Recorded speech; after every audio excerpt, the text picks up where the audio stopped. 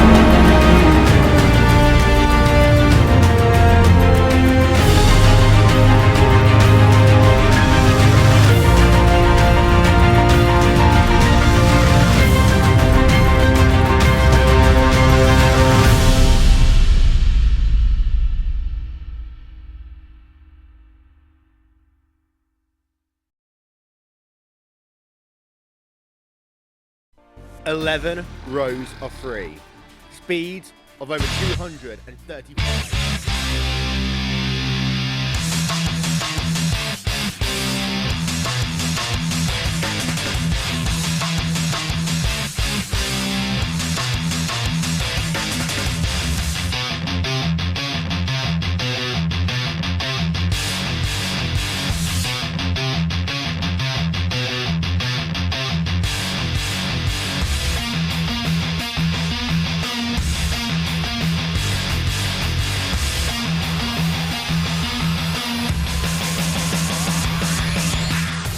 The Indianapolis Motor Speedway is arguably the greatest racetrack in the world.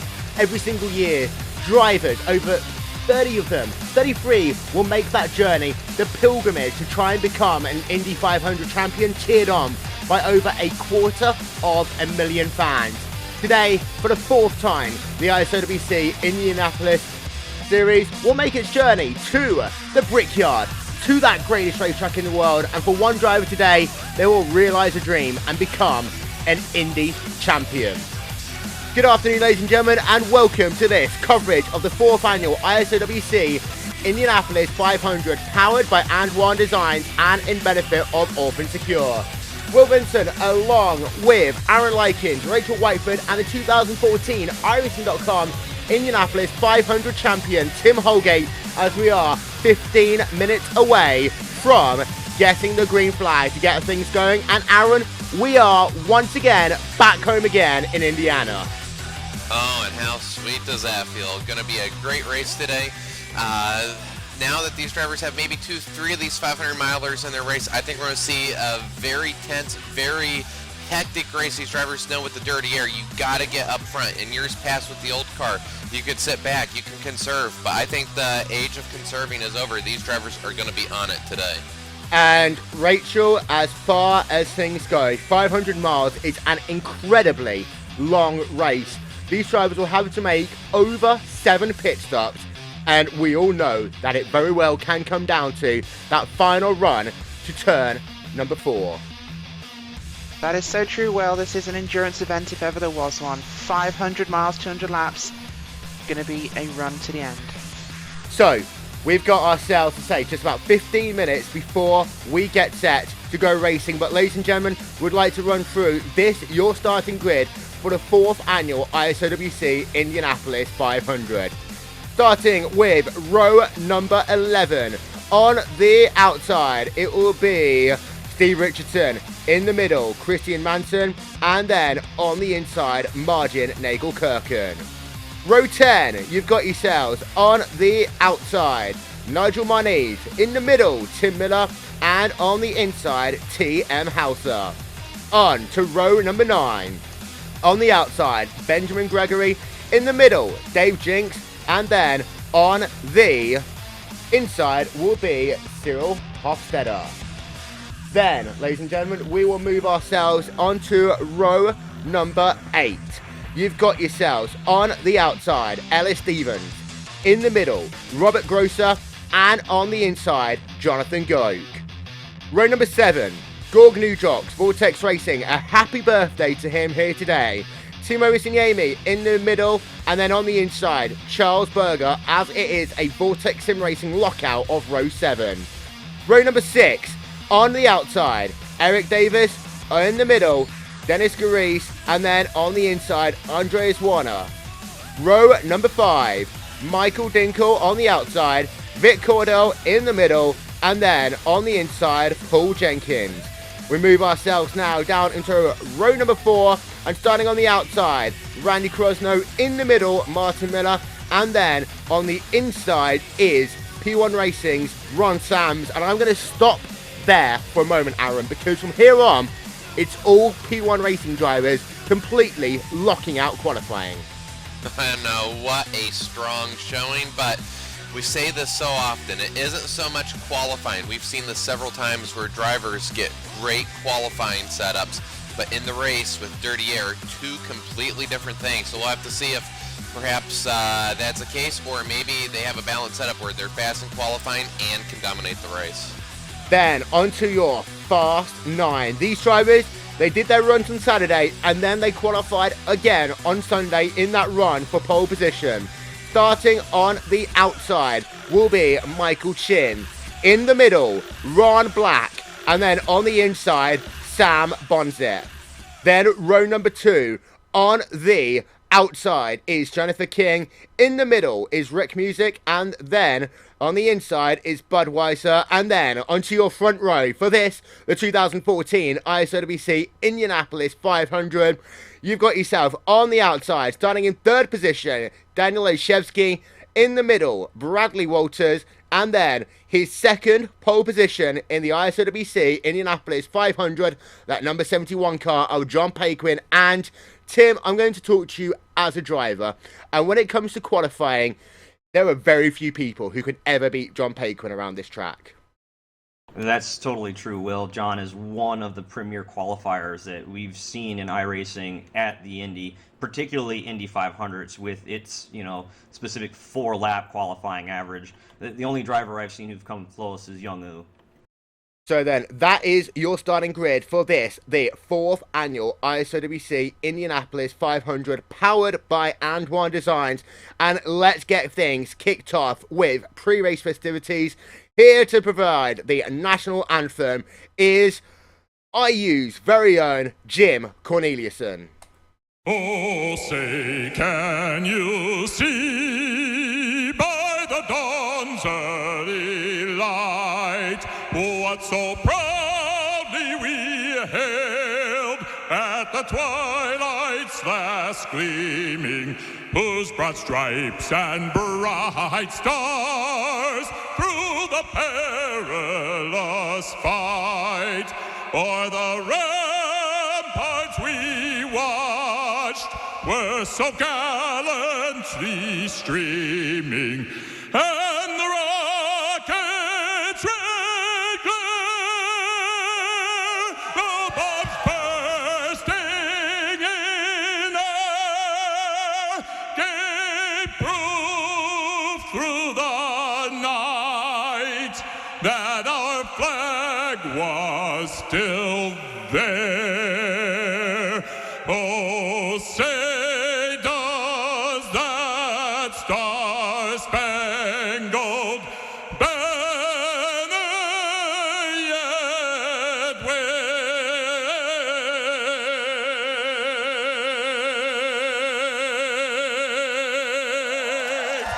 For the land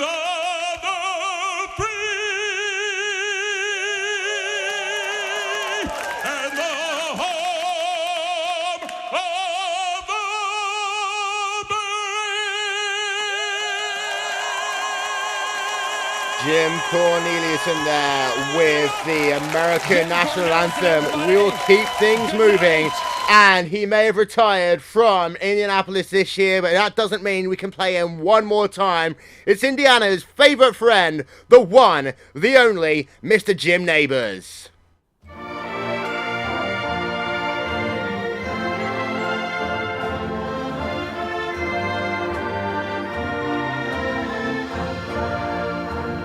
Back home again in Indiana, and it seems that I can see the gleaming candlelight still burning bright through the sycamores for me. The new mown hay all its fragrance through the fields I used to roam. When I dream about the moonlight on the Wabash, how I long for my Indiana home.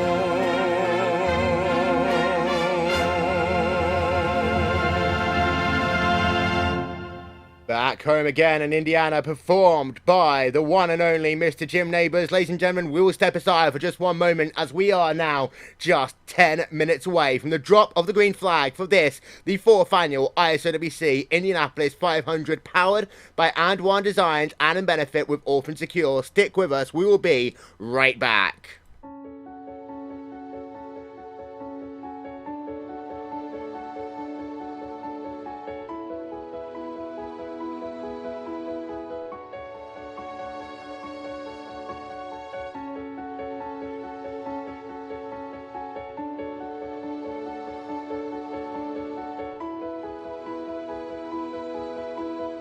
This is Indy. Look at it from above, and some struggle to understand the fascination. After all, it is only a rounded rectangle, just another oval in a country where oval racing is the norm, and whilst bigger than most, may not seem outwardly special. It's not until we fly in a week before the race, after years of waiting for the opportunity, drive through the tunnel off Georgetown into the track's infield, or walk up the stairs into the stands with hundreds of thousands making the same journey as yourself, that you begin to understand the sheer size, majesty and beauty of the track. Sure, the seats resemble nothing more than wooden benches. The pagoda represents the very worst of post-brutalism architecture, and a lick of paint may be needed in places, but the calmness and sheer grandeur is what takes your breath away every single time. And that's all before the cars rev up their engines, light their tyres up and exit pit lane that first weekend of action in May each and every year. This is Indy, that from 1909 has been the racing capital of the world. Foyt, Hunter, Mears, Castroneves, Weldon, Franchitti, drivers who have made the Speedway their own. Oldsmobile, Ford, Chevy and Honda, Lola, Renard, March, Penske and Dallara, Goodyear and Firestone. All critical components for the fastest race in the world, which even today manages to blend tradition with a look at the future. Want some history? Well, call up the Purdue Marching Band or Jim Neighbors, but at the same time consider the safer barrier, first installed at the Speedway, now responsible for saving many a life throughout motorsports. Innovation and Indy go hand in hand, and the records, the memories, the cheers of over 250,000 every year validate the claims. This is Indy, a track where the racing itself has always been phenomenal. From the 3 wide start and 11 rows waiting like warriors on parade ready to charge into battle, to the drafting, passing and yes, even the crashing. Sure, the apron may be gone, but the race evolved without it, and today still offers that challenge where the car you have on lap 1 needs to be nurtured and evolved, so that come lap 190, the drivers can push like it's the last 10 laps they'll ever run, so long as they have enough fuel, can pick their spots and time every move to precision. In qualifying, it's the difference between glory and a repair bill combined with a bruised ego to bring any driver down a peg or two. In the race, it's the difference between winning and losing, being there, or driving knowing that it's another year gone without the title. The difference between being the star at the awards banquet and being that guy who came home 33rd. This is Indy, the track where even the greatest struggle. Just ask the Andretti family, who despite a rich heritage only have one 500 win to their collective name. IndyCar champions from the world over know that achievements elsewhere mean nothing once you reach the corner of 16th and Georgetown, and validity can only be found by standing in victory circle, wreath around the neck, pipers playing, and tasting the sweetest milk in the world. It doesn't matter what else you've achieved.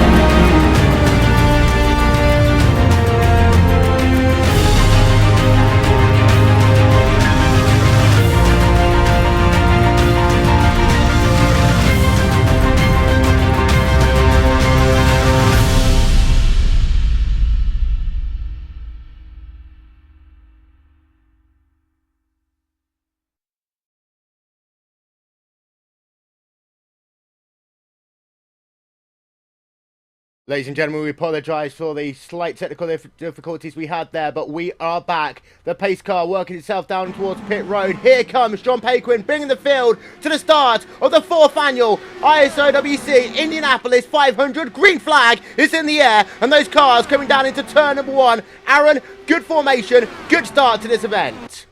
Yeah, good start. Leader went a little soon, got the field strung way out, which sometimes race control likes to see, as it's a very safe start. No issues as we go into turn 1. We're now working down the back straightaway.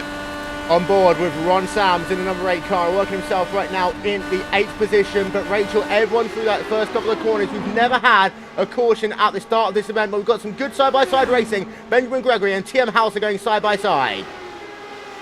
That's true, Will, and it's great to see these guys getting off the line really, really well at this stage of the race. Cars working together now, got some 2-wide action moving up towards the front, so this is going to start to get a little more interesting.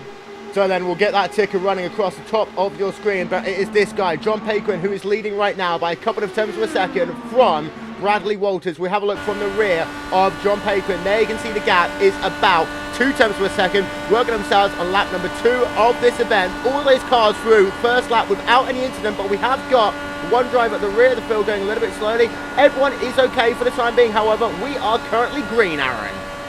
Currently green, and that is a great sight. The streak continues with no yellow on lap 1, and it'll be interesting to see just at this stage in time of the front, with everybody being on a team, what type of team orders, if any, are they just going to sit back and cruise? Of course, nobody gets anything for leading lap 2, 3, 4, 5. It's all about that final run. You've got right now Michael Dinkle and Dennis Garees battling for 14th position on the racetrack. So having a look from the rear there of Michael Dinkle to Dennis Garees. And it looks as though that these guys are just settling down into rhythm. A little bit 2-wide racing behind them, though, as they can see Gorg Newjogs and Eric Davis are battling for position on the racetrack. Lots of action going on in the early going. You've got the Purple Fury car there of Jonathan Goke as well. All of these cars have worked themselves through these first couple of laps without incident here in the 4th annual ISOWC Indianapolis 500, powered by Andwerndesign. This mid-pack, though, is mighty close, right on board, Aaron, with Robert Grosser running himself right now in P20.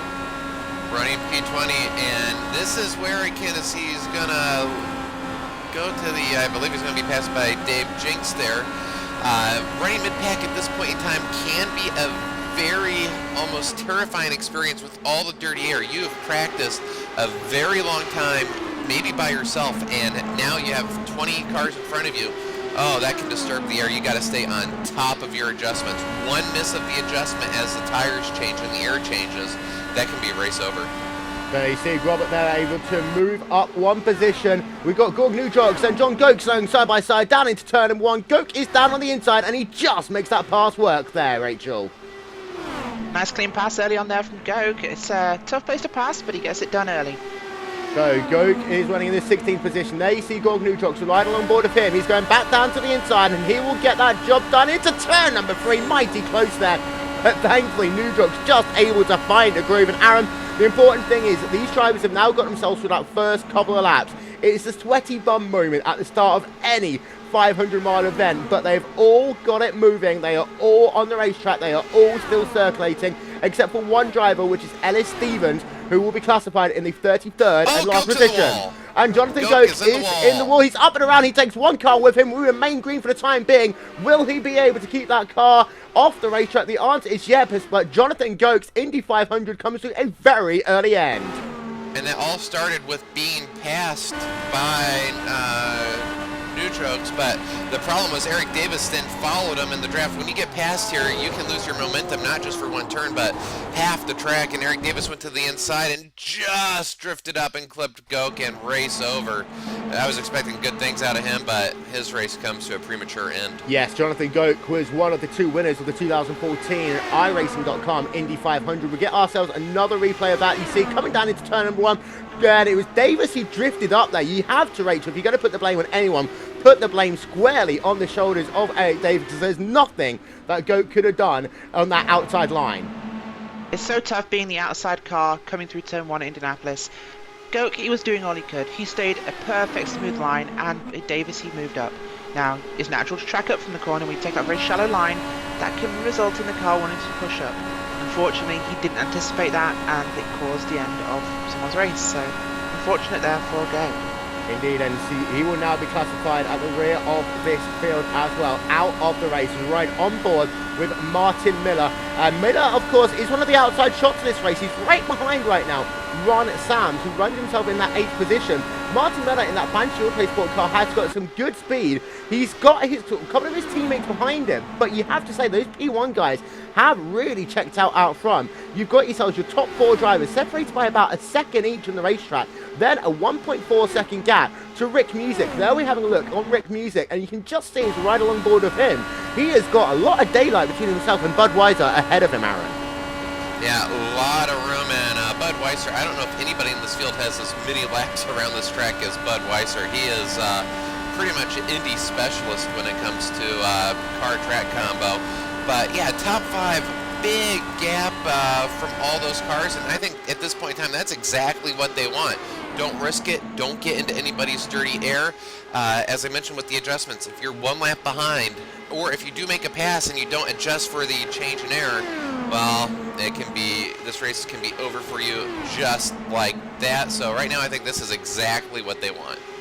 So early laps are in the books here in the 4th annual ISOWC Indianapolis 500. Just going to do a quick couple of changes. We'll be right back after these very short messages.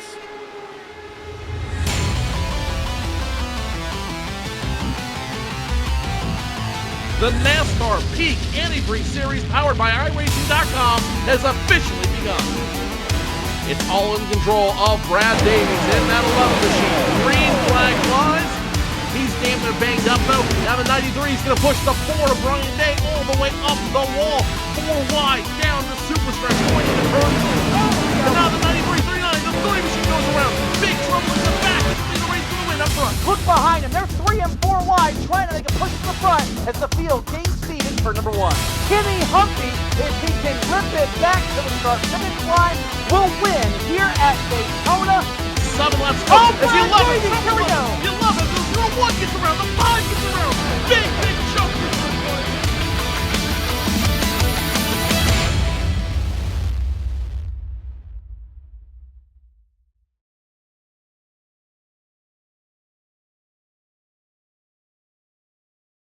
So then, ladies and gentlemen, welcome back to this coverage of the 4th annual ISOWC Indianapolis 500, powered by Andwerndesign and in benefit of Orphan Secure.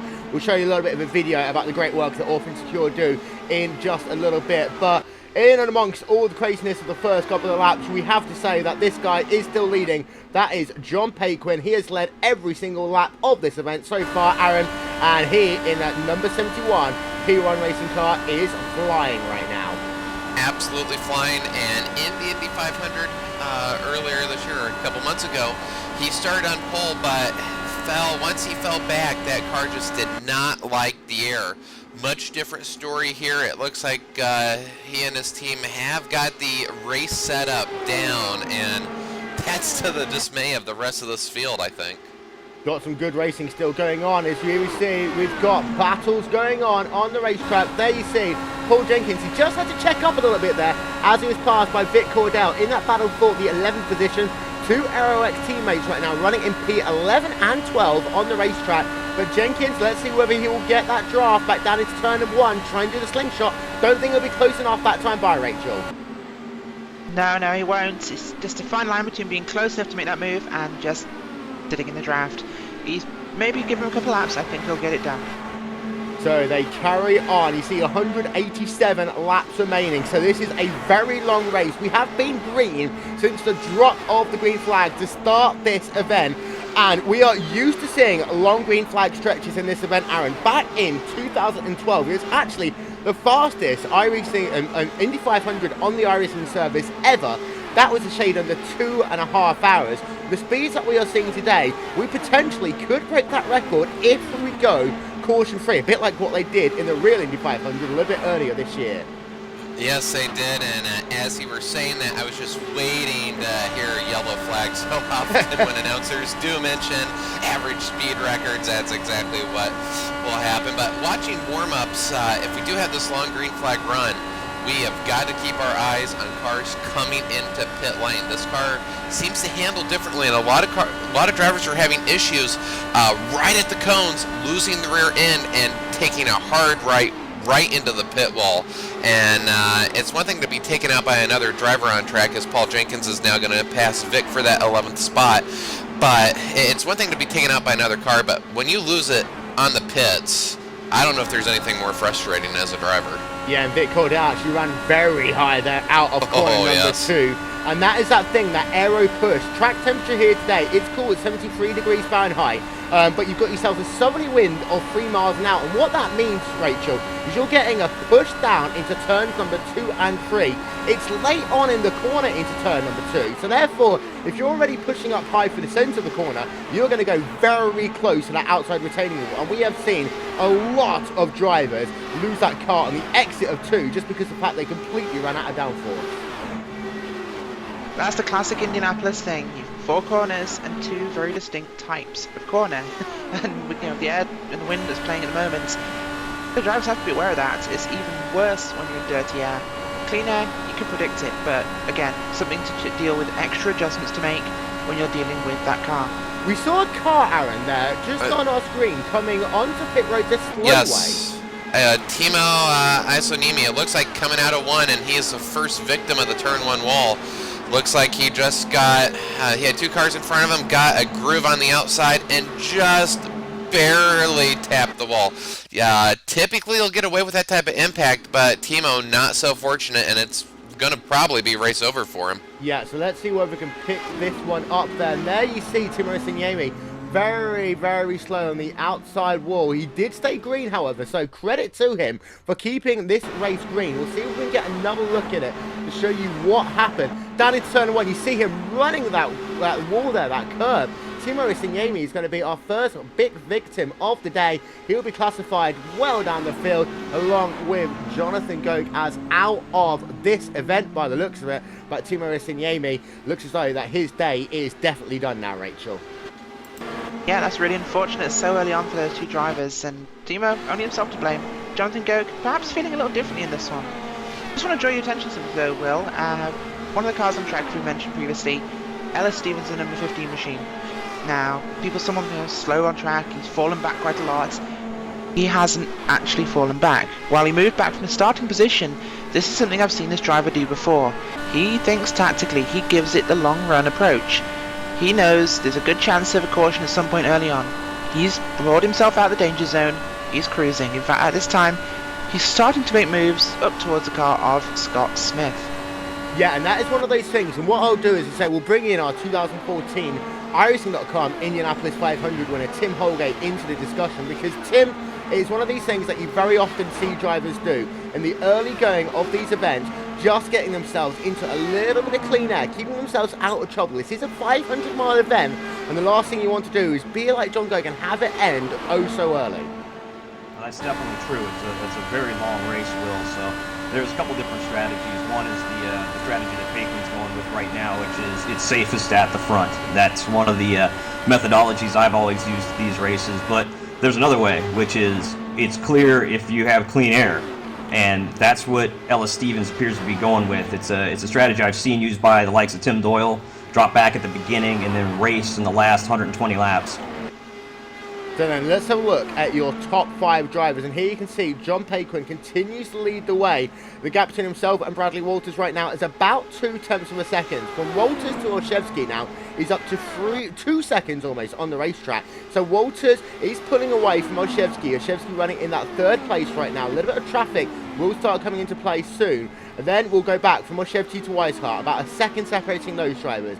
Weishart to Music, about a second separating those drivers on the racetrack as well. So have a look from Music back to Jennifer King, 1.1 seconds. And what you see there is a lot of these drivers are very content, Rachel, to ride within that 1 second range, just outside of that 1 second range, because that way you're not getting that aero push. It means that that car will just run away. It's designed to do so without working in traffic. Yes, you're not going to be saving fuel, but what you are going to be doing is to see a car coming onto pit road. That is Ron Black, actually. So Ron Black is going to make himself a pit stop in the early going here. What you will see is some of these drivers actually just trying to keep their cars clean once again. Just want to point out, there will Ron Black and I believe Andres Werner had contact in turn 2. Yeah, from what we've just been hearing. Oh, a turn 1 wall struck again. Yeah, and we will get ourselves. Actually, we had a car flipping almost over the wall, so we stay green. The car was out of the groove, but looks like 2, maybe 3 cars got knocked out in that wreck. Yeah, so let's get ourselves a look at this one then. As I say, we're riding on board with Ron Black through turn number 3 and 4. So this is the situation that was. We'll stay with them as they work themselves, and a lot of traffic coming into play here as well in the early going. Cars working themselves down the front straight away, so we'll keep our eye out on Ron Black. You'll see him 4th in your shot there as they come down in towards turn 1. We'll go on board of him. There you can see just 2 cars ahead of him making contact, one of them hitting the wall. Ron Black slows that car down, but already it is game over for him as Andreas Warner is going to be classified as out of this race as well. Now let's get ourselves another look at this from Andreas Warner's perspective, because this is down, they say, into turn number 1. He was running on that outside line, Aaron, and 2 cars just making contact, very similar to what we saw with Davis and Goke earlier on. Car came up from the inside lane into the center of the racetrack. Andreas Warner, they pretty much is done. Almost a carbon copy, just a little bit further down the corner, but at this point in the race, I'm amazed to see those 2 moves. Typically, and of course you should be able to go side by side, but at this stage of the race, if somebody has your inside, the safest bet, even if you're going to lose 3 or 4 positions, it's a 500 miles of racing. It's better to give up the position now and fight later than it is to go into that corner side by side, stay on the outside, and hope that that car has on the inside sticks on his line, because so often we see, and it doesn't take much, just a fraction of a car width, a quarter car width, and game over. So riding on board now with Cyril Gitzhofer. You saw there that Nudrock's been able to pull out a gap from this, but you'll notice that these cars aren't flat out the entire way around. As we're just hearing there from Gitzhofer, that his car wasn't flat out for either turn number 1 or turn number 2. Now he's got Eric Davis behind him, and Davis lost himself quite a few positions in the last couple of laps. You see just ahead of him, Tim Halser and Robert Grosser. They are battling for 14th and 15th position on the racetrack. Anyone? This falls back to the 1 second thing you were talking about, Will. But about a 1 second gap, you've not got that dirty air. You have got, however, just the tail end of that draft. It keeps you faster than cars on their own, but you're comfortable. It's not really affecting how the car handles in the corners. These 4 guys sitting in a nice little pack, they're right on the edge. They've got that intense push, that aero push, as the cars get very close to turn 2 on the outside again, nearly getting ready to score another victim. They're really in a really bad place. They're so close to each other that it's just making it harder for themselves. Yeah, and Gitzhofer was one there who was well up high in turn number 2, and that's cost him a ton of position as Eric Davis is able to get himself back past. And this is the battle all the way outside the top 15, but these guys, they're not just testing out, you know, what they have, but they're also testing out what they don't have. So if they need to make changes in their first pit stop, they'll have the opportunity to do so. It's Gitzoff and move himself back up one position, and again, mighty close to that turn 1 wall. Oh, mighty close, turn 1. That is the trouble spot. But that brings up a good point of why you do maybe want to fight a little bit harder than what you would to know what your car has. So when you get further down in the race, you can make those adjustments. And that's one reason why we may see drivers really fight a little bit harder than we think they should, because they want to know what their cars are capable of. Then let's check in with your race leader, John Paquin, because Paquin is now starting to really pull away in that P1 racing cars. The car's off behind him there into the wall. Scott Smith taps the wall, and that's one thing. Oh, and then with that damage, can he keep it down? Oh, just barely. That's probably going to be Scott Smith's race. Sometimes he can be a little too nice trying to let the leaders by. But I've been watching John Paquin, and his car was not disturbed whatsoever with the dirty air. That's how he got the gap on Bradley Walters, who seemed to just, his car didn't handle the same way, so maybe a little bit of a different setup. Maybe John Paquin just can handle the air better, but take a look at the lead now. It is huge as we get ourselves one more look then from Scott W. Smith. We're right along board with him, and you see John Paquin just going to breeze past, then he's into that grey area, Rachel. As soon as you're into the grey, it is very difficult to bring that car down. You can hear him getting out of the gas, but still, for Scott W. Smith, that is his day done. Oh, Paquin out! John Paquin out of this race. Oh, my word. Traffic. Oh, my word. Let's get ourselves a replay of this. We are under caution for the first time here, and there you see John Paquin is out of the ISOWC Indianapolis 500. Let's get ourselves a look at this.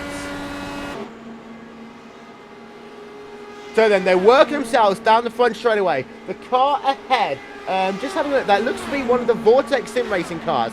They come down into turn number 1. Charles Berger just loses it, comes across the racetrack. John Paquin flips upside down.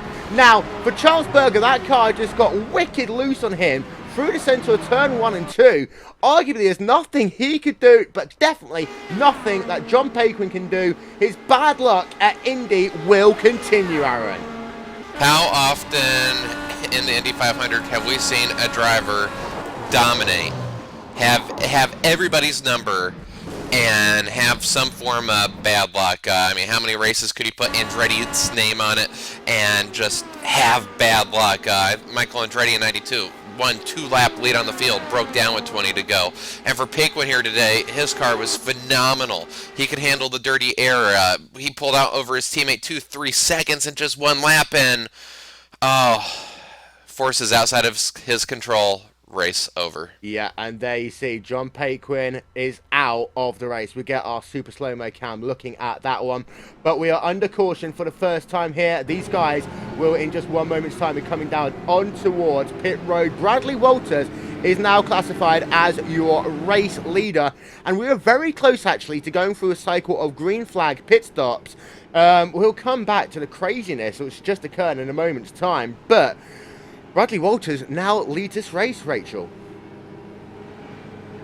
So true, and he inherits it not the way he'd perhaps want to, but he is now our leader. Let's see how he can now perform in that clean air. Now he would be past his teammate who's unfortunately out. So then, cars looking as though they are going to come down on towards pit road. There you see Bradley Walters, and there you'll see the gaggle of cars coming on towards pit road here. And it looks though that, Aaron, everyone is coming in. Oh, there's, you got to pit right now. We are 30. Well, remember, with the pace laps here, doing 3 here, so a little bit more fuel depletion than typical. So you've got to pit here. And also, for some people, this is the time to make adjustments. And if you can hit it right, this can be a crucial stop, this first stop. Here we go. So then, let's keep an eye out on the pit time for Bradley Walters, your race leader. This should be somewhere in the region of 8-9 seconds, but you can see Walters, it's going to be a 10.2 second stop. He's out of the way, but one driver's gotten out ahead of him. One driver has gotten out ahead of him. I've got a feeling Ellis Stevens. That is Ellis Stevens, who took potentially fuel only, just topping himself up. But Ellis Stevens has moved himself into the lead of this event. Now, No. did he? He's No. he's a lap down, so this is a great This could be one of the best strategy calls we've ever seen. Maybe he only took half a tank to get out in front of everybody because now he's in line for the wave around. But surely he would then get himself a penalty. Pit's closed for Lap down cars. Interesting. So maybe he outsmarted himself there, because that would have been a great strategy if lap cars were eligible to pit on that first lap. And you can see Ellis Stevens is slowing down. All these cars are going to have to go past him. Rachel, would have been a great call. Unfortunately, just didn't work out. Pits were closed for lap down cars at the point that Ellis Stevens came onto pit road. That is so unfortunate. He's got to be kicking himself right now, Will. I saw him coming down pit road with the leaders. I thought, oh, he's only 4 cars back. You know, I wonder how he does in his stop. And as the guys are pitting and Ellis is coming out of his box, not to mention the fact he brought the commitment cone with him that first time round, all the way to his pit box. A little souvenir for his pit guys. But yeah, I saw him going along the field and they're all still in their box. I'm like, my God, he might actually do this. Oh my God, he's out in front of the leaders. And, oh, so gutting for him. Brilliant call, but time to fire that crew chief, I think. Yes, I think so. But these cars working themselves on the racetrack. There you can see the light on top. And there you can see Ellis Stevens actually going to bring his car back down on towards pit road. I think he'll definitely top that car up with fuel now. There you will see him. Ellis Stevens down in the 26th position. Gave us all a shock for a moment there, thinking that he was going to go to the race lead, but he doesn't. But it is Bradley Walters who now leads this field, as we'll just keep an eye out. Will the lights go off? Yes, the lights will go off on top of the RaceSpot.com first safety car. So that means we'll go back to green flag racing, concluding our first caution of the day here in the ISOWC Indianapolis 500, powered by Andwerndesign. Your top 10 as it stands right now, it is Bradley Walters from Annual ISOWC, Bud Weishart in 3rd, Rick Music in 4th, Michael Chin in 5th, then Jennifer King, Ron Sams, Randy Crosno, Martin Miller, Vic Cordell rounds out your top 10. Great pit stop there by Randy Crosno, getting himself up into a top 10 position. Very good going, and for Randy Crosno, oh, the past year, the races I've seen, he has been the epitome of having unfortunate events happen to him. Maybe finally he has shaken that, running 8th, good run here so far, and I expect him to start moving forward. So there you see the pace car coming forward. Then you'll see Walters, Olszewski, Weiser, Music, Chin, them all coming down here, as we'll stay with this beautiful camera shot here from the Indianapolis Motor Speedway. See a couple of cars coming out of pit road as well. Just to give you an update, by the way, it does look as though that some of these guys have come back out onto the racetrack after repairing their cars a little bit earlier on. But your retirees, Goat, Yemi, Warner, Black, Berger, Smith and Paquin as it stands right now. But as we have a look from high above here at the Indianapolis Motor Speedway, there is your race leader. That is Bradley Walters. And there you can see this absolutely beautiful racetrack, 2.5 miles in length. We are getting set to go back to green flag racing here at the Indianapolis Motor Speedway, the 4th annual ISOWC Indianapolis 500, powered by Andwerndesign and in benefit of Orphan Secure. We'll show you video from Orphan Secure on the next caution. That pace car going to make its journey down towards pit road. The restart here from Indianapolis Motor Speedway will start right now. And it looks like we are clean. A lot of times here on this first single file restart, you can get some almost the accordion effect, but that time we are good. But watch for that later in the race as well. Lots of almost contact in the middle of the pack with TM Hauser, but we are clean towards turn 1. Yep, so cars work themselves back down towards turn number 1 and 2. That's right along board then with Paul Jenkins trying to work on his teammate Vic Cordell. You can see he gets himself a nice little run, but he just falls back into line. Just ahead of him though, Ron Sams, Randy Crosno going tete-a-tete right now. Crosno moves up 1 position. And that's, I expected that. Randy Crosno's car very strong here in the opening running. He's going to move into 7th, and he's going to be the first driver that's going to start cracking in on that P1 brigade up front, but not so fast. Ron Sams back to the inside, and he is going to take it. Yeah, there you see Sams down to the inside, and he makes that move complete. And move the number 51 car back up into the 7th position. Now, after these first round of pit stops, Rachel, this is what you want to test out immediately. Have I actually made my car better? problems. TM Hauser. Yeah, there you see, TM Hauser is spun around. Now, I'm wondering, did this coming out of turn number 4? So let's get ourselves a replay of this to see what happened. He committed to pit lane. He said pitting in, he's coming in over his team radios, and he comes down. He comes in very hot out of turn 4 in the middle of a pack of cars. He enters pit road maybe a little fast, but he overshoots his box, and he tries to reverse, and he hits the pit wall. Oh. So, unfortunate end there. Maybe serving a penalty. Yeah, it had to be a jump start. Yeah, multitude of issues there for TM Hauser, but he will now be classified at least 1 lap down, potentially as out of this event. So that is not what TM Hauser wants to do. So you see the ticker running across the top of your screen once again. It is Walters Wojciechowski from White Art for Music from Chin. They are your top 5 as it stands right now as they work themselves 163 laps to go in this event. But Wojciechowski much closer to Walters than he was at the start of this event. Of course, in the early going, Aaron, Walters got himself, a 1.3 second lead. As I just see there, TM Hauser coming back out of the race, out of pit road. Now, these guys are not allowed to cross that white line when they come out of pit road, Aaron. Otherwise, they will get themselves a black flag. Yeah, you see that in the Brickyard 400 with NASCAR here coming out of the pits. The stock cars will go almost all the way out to the concrete before they then dip down back onto the access road. How they allow that, I don't understand. The white line means stay below it, but that rule is going to be enforced here today, and hopefully none of these drivers tests race control. It has been said, no warnings, you cross that line, black flag. Yeah, we've got some great race stewards here helping out, so thank you very much to them. As you've got side-by-side action going on. There you see Eric Davis, left-hand side. You will have passing Nigel Marneef.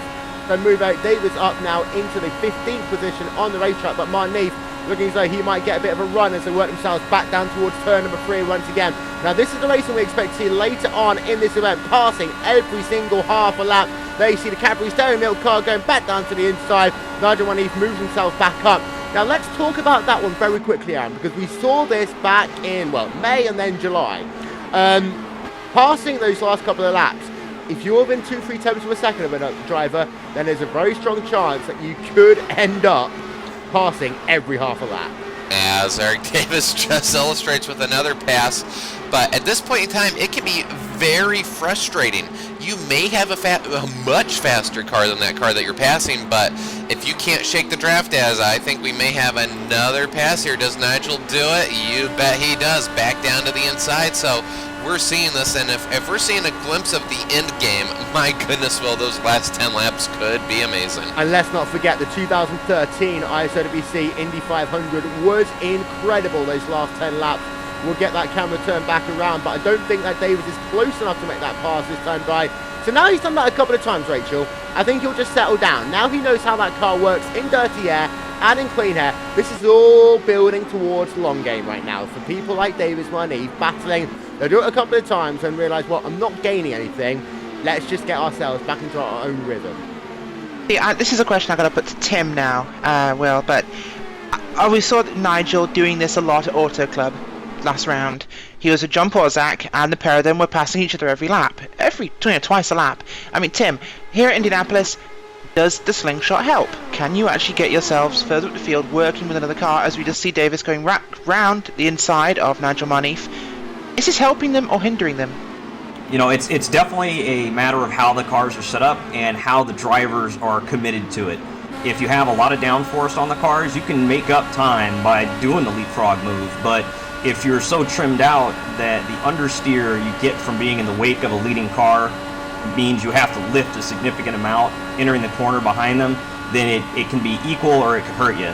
It looks like right now the P1 cars are the fastest in a straight line, and that the Aero X cars are all running a significant amount more downforce, as their straight line speed is about 2 miles an hour lower. I haven't had a good look at some of the other teams yet, but it looks like Eric Davis and Nigel are working together on this to see if they can make some time. And they're running lap times that are equivalent to Krosno's times.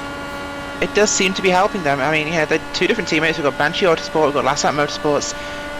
It's like co-opetition. Yeah, they're cooperating with their competition, they're helping each other. And at the moment, it does seem to be getting them closer to Nukukis and Dinkel up front. And one of the things we just noticed there as well, again, on one lap, you had Garis and Vic Cordell passing each other twice. Co-opetition, to quote Darrell Waltrip, yes, I'm going to quote a NASCAR reference here. You find yourself a dance partner, you work with them in the early stages of the race, Aaron. Come 20 to go, all bets are off. You will find your friends where they are or not at all.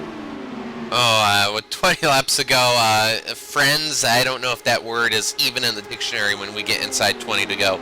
Right now, everybody's playing friendly. Everybody's giving room. Hey, you know, you're going to pass me? Okay, I'll give you the room. I'll pass you back. You give me the room. When we get within that 20 to go window, and the further up you go to the P10, P9, P8, each position, the intensity and the just no give, all take goes up just gigantically with each spot. But right now, though, great stuff going back and forth, and for a driver right now, this is probably really enjoyable, but come down to the last 20 laps, they aren't exactly going to be dance partners. Let's check in with the only lady in the field here today, and that is Jennifer King. Now, she started in the 7th position. She's moved up one spot, unfortunately, due to the loss of her teammate, John Paquin.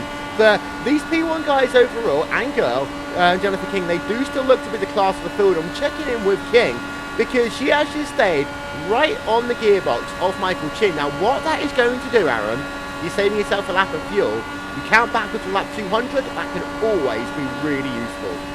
Yeah, with these cars, if they're all very evenly matched, and you know what, I've seen what the P1 cars say, except for Paquin, they really haven't made passes. They haven't been able to really get up, suck up, and make a pass. So we saw that in the Indy 500 where their cars really like clean air.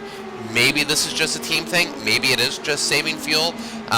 If their cars are so close, saving that quarter, half second in the pits, that's gigantic on the racetrack. So for Jennifer King right now, her car isn't really having to work as much as Michael Chin's is by leading that the 4 cars. Yeah, and there you see there, Newjox and Dinkle battling for position, and Newjox just being able to get himself past his Vortex Sim Racing teammate there of Michael Dinkle. Dinkle, of course, is the 2014 ISOWC Indianapolis 500 champion, but here comes Dinkle. No, he doesn't. He just decided to slot in 9 that time by. Getting close to 1/4 distance here. 1 caution so far today in this 2014 ISOWC Indianapolis 500, powered by Andwerndesign and in benefit with Orphan Secure. We have got a couple of people out of the race. They are Jonathan Goat, Timo Riciniemi, Andreas Warner, Warren Black, Charles Berger, Scott Smith, John Paquin, and Ellis Stevens, I believe, is now classified as... no, Ellis Stevens is actually still classified as running in this event, but down in the 25th position and scored 1 lap down. Now, the interesting thing here is that these guys, they have had a very long green flag run to start this event, but as you said, Aaron, they haven't yet done a green flag pit stop, and a green flag pit stop is where you will gain and make the most here at Indy. Yeah, you can definitely gain a lot of time. 2-3 seconds can be gained by a good pit stop and a good pit exit. One thing we haven't talked about pit exit, there's a bump on the access lane that you come on the inside in turn 1, that if your revs are too high when you hit that bump, you are going to either maybe spin it or get so sideways that you are going to have to stab the brakes and lose a lot of speed. You do that, you're going to lose 5-10 seconds or maybe race over there. So these drivers oftentimes they all focus on the pit entry, but sometimes at Indy it's a pit exit which can really get you. Let's check in with Tim Miller. There you see behind there's a little bit of a gap, but just ahead of him he's got himself Benjamin Gregory, and here comes Miller looking down to the inside, trying to get that 18th position away from Gregory and over that inside line down into the corner, and he will make that move complete to move Tim Miller up now into the 18th position. Tim Miller is one of the independents in the field today, and you have to say, as far as the independents go, Miller really has been right up there with the very best, qualifying now for multiple ISOWC Indianapolis 500s, and doing a good job just keeping that car working in traffic. That car looks incredibly balanced, Rachel. That it does, as we see him now pulling up behind Gregory. He's sniffing everywhere. That car's looked pretty racy so far, and for an independent, you know, he's working on his own. He's not got some support that the big teams like P1 have, or Banshee. He's really doing quite well, and see him up in breaking the top 20 now as he comes past Gregory for that 18th place. Pretty good start to his race so far, Will. He's had a very good start to his race, as we are now going to hit 1/4 race distance in this, the 4th annual ISOWC Indianapolis 500. Right behind, by the way, you've got yourself two guys, Dave Jinks and Nell McBride. They are battling very closely for position. Sorry, Dave Jinks is actually battling with someone else entirely, but Dave Jinks, he's having himself a good old race here as well. Right there in that mix. Now, I wouldn't be surprised to see him start putting a bit of pressure, try and get himself past Robert Grosser, but at the same time now, that's giving himself a little bit of a buffer. Again, fuel saving. It's never too early to start saving fuel at Indy, because you can save a couple of laps each fuel run. That can be really beneficial as Jinx hits the wall.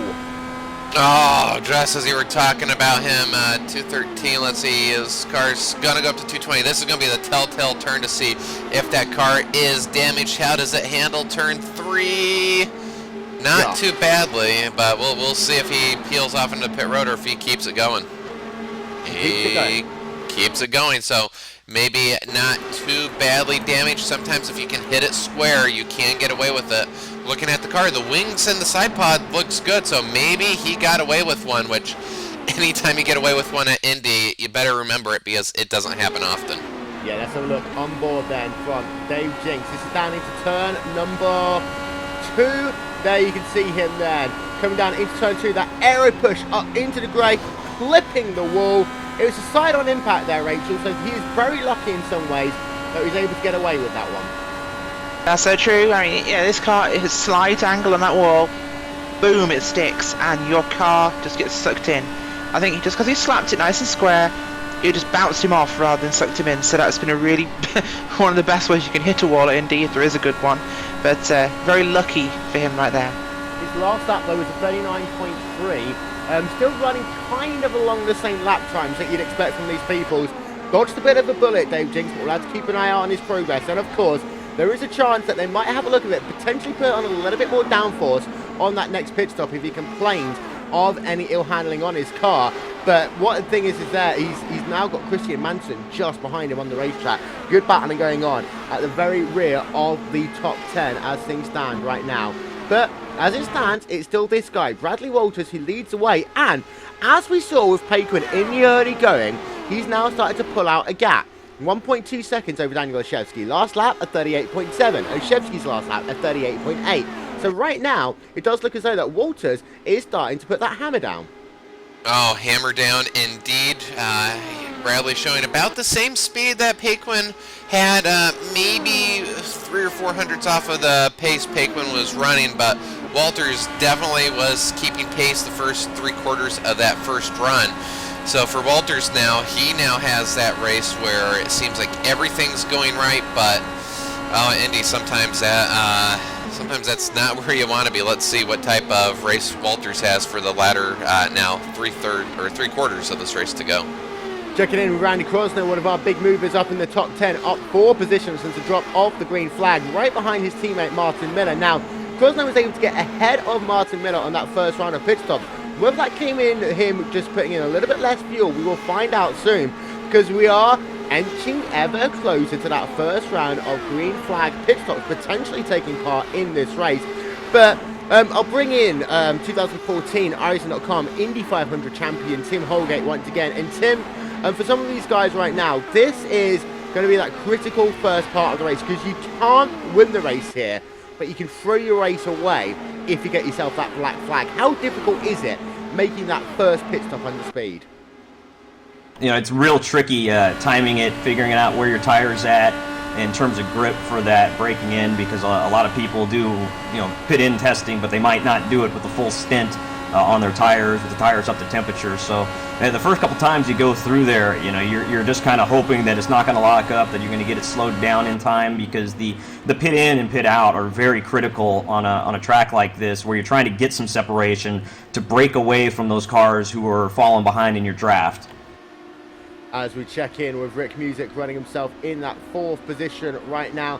And we're talking about the big movers in this race so far. And so the big movers really, well, Walters up 2 positions since his drop of the green flag here. Olszewski up a couple of positions. Michael Chin up 5 spots. He's had a good run so far. You look outside of your top 10. Now this is where things get really interesting. Nigel Marneef up 16 positions, Aaron, since this race started. Incredible to move up 16 positions.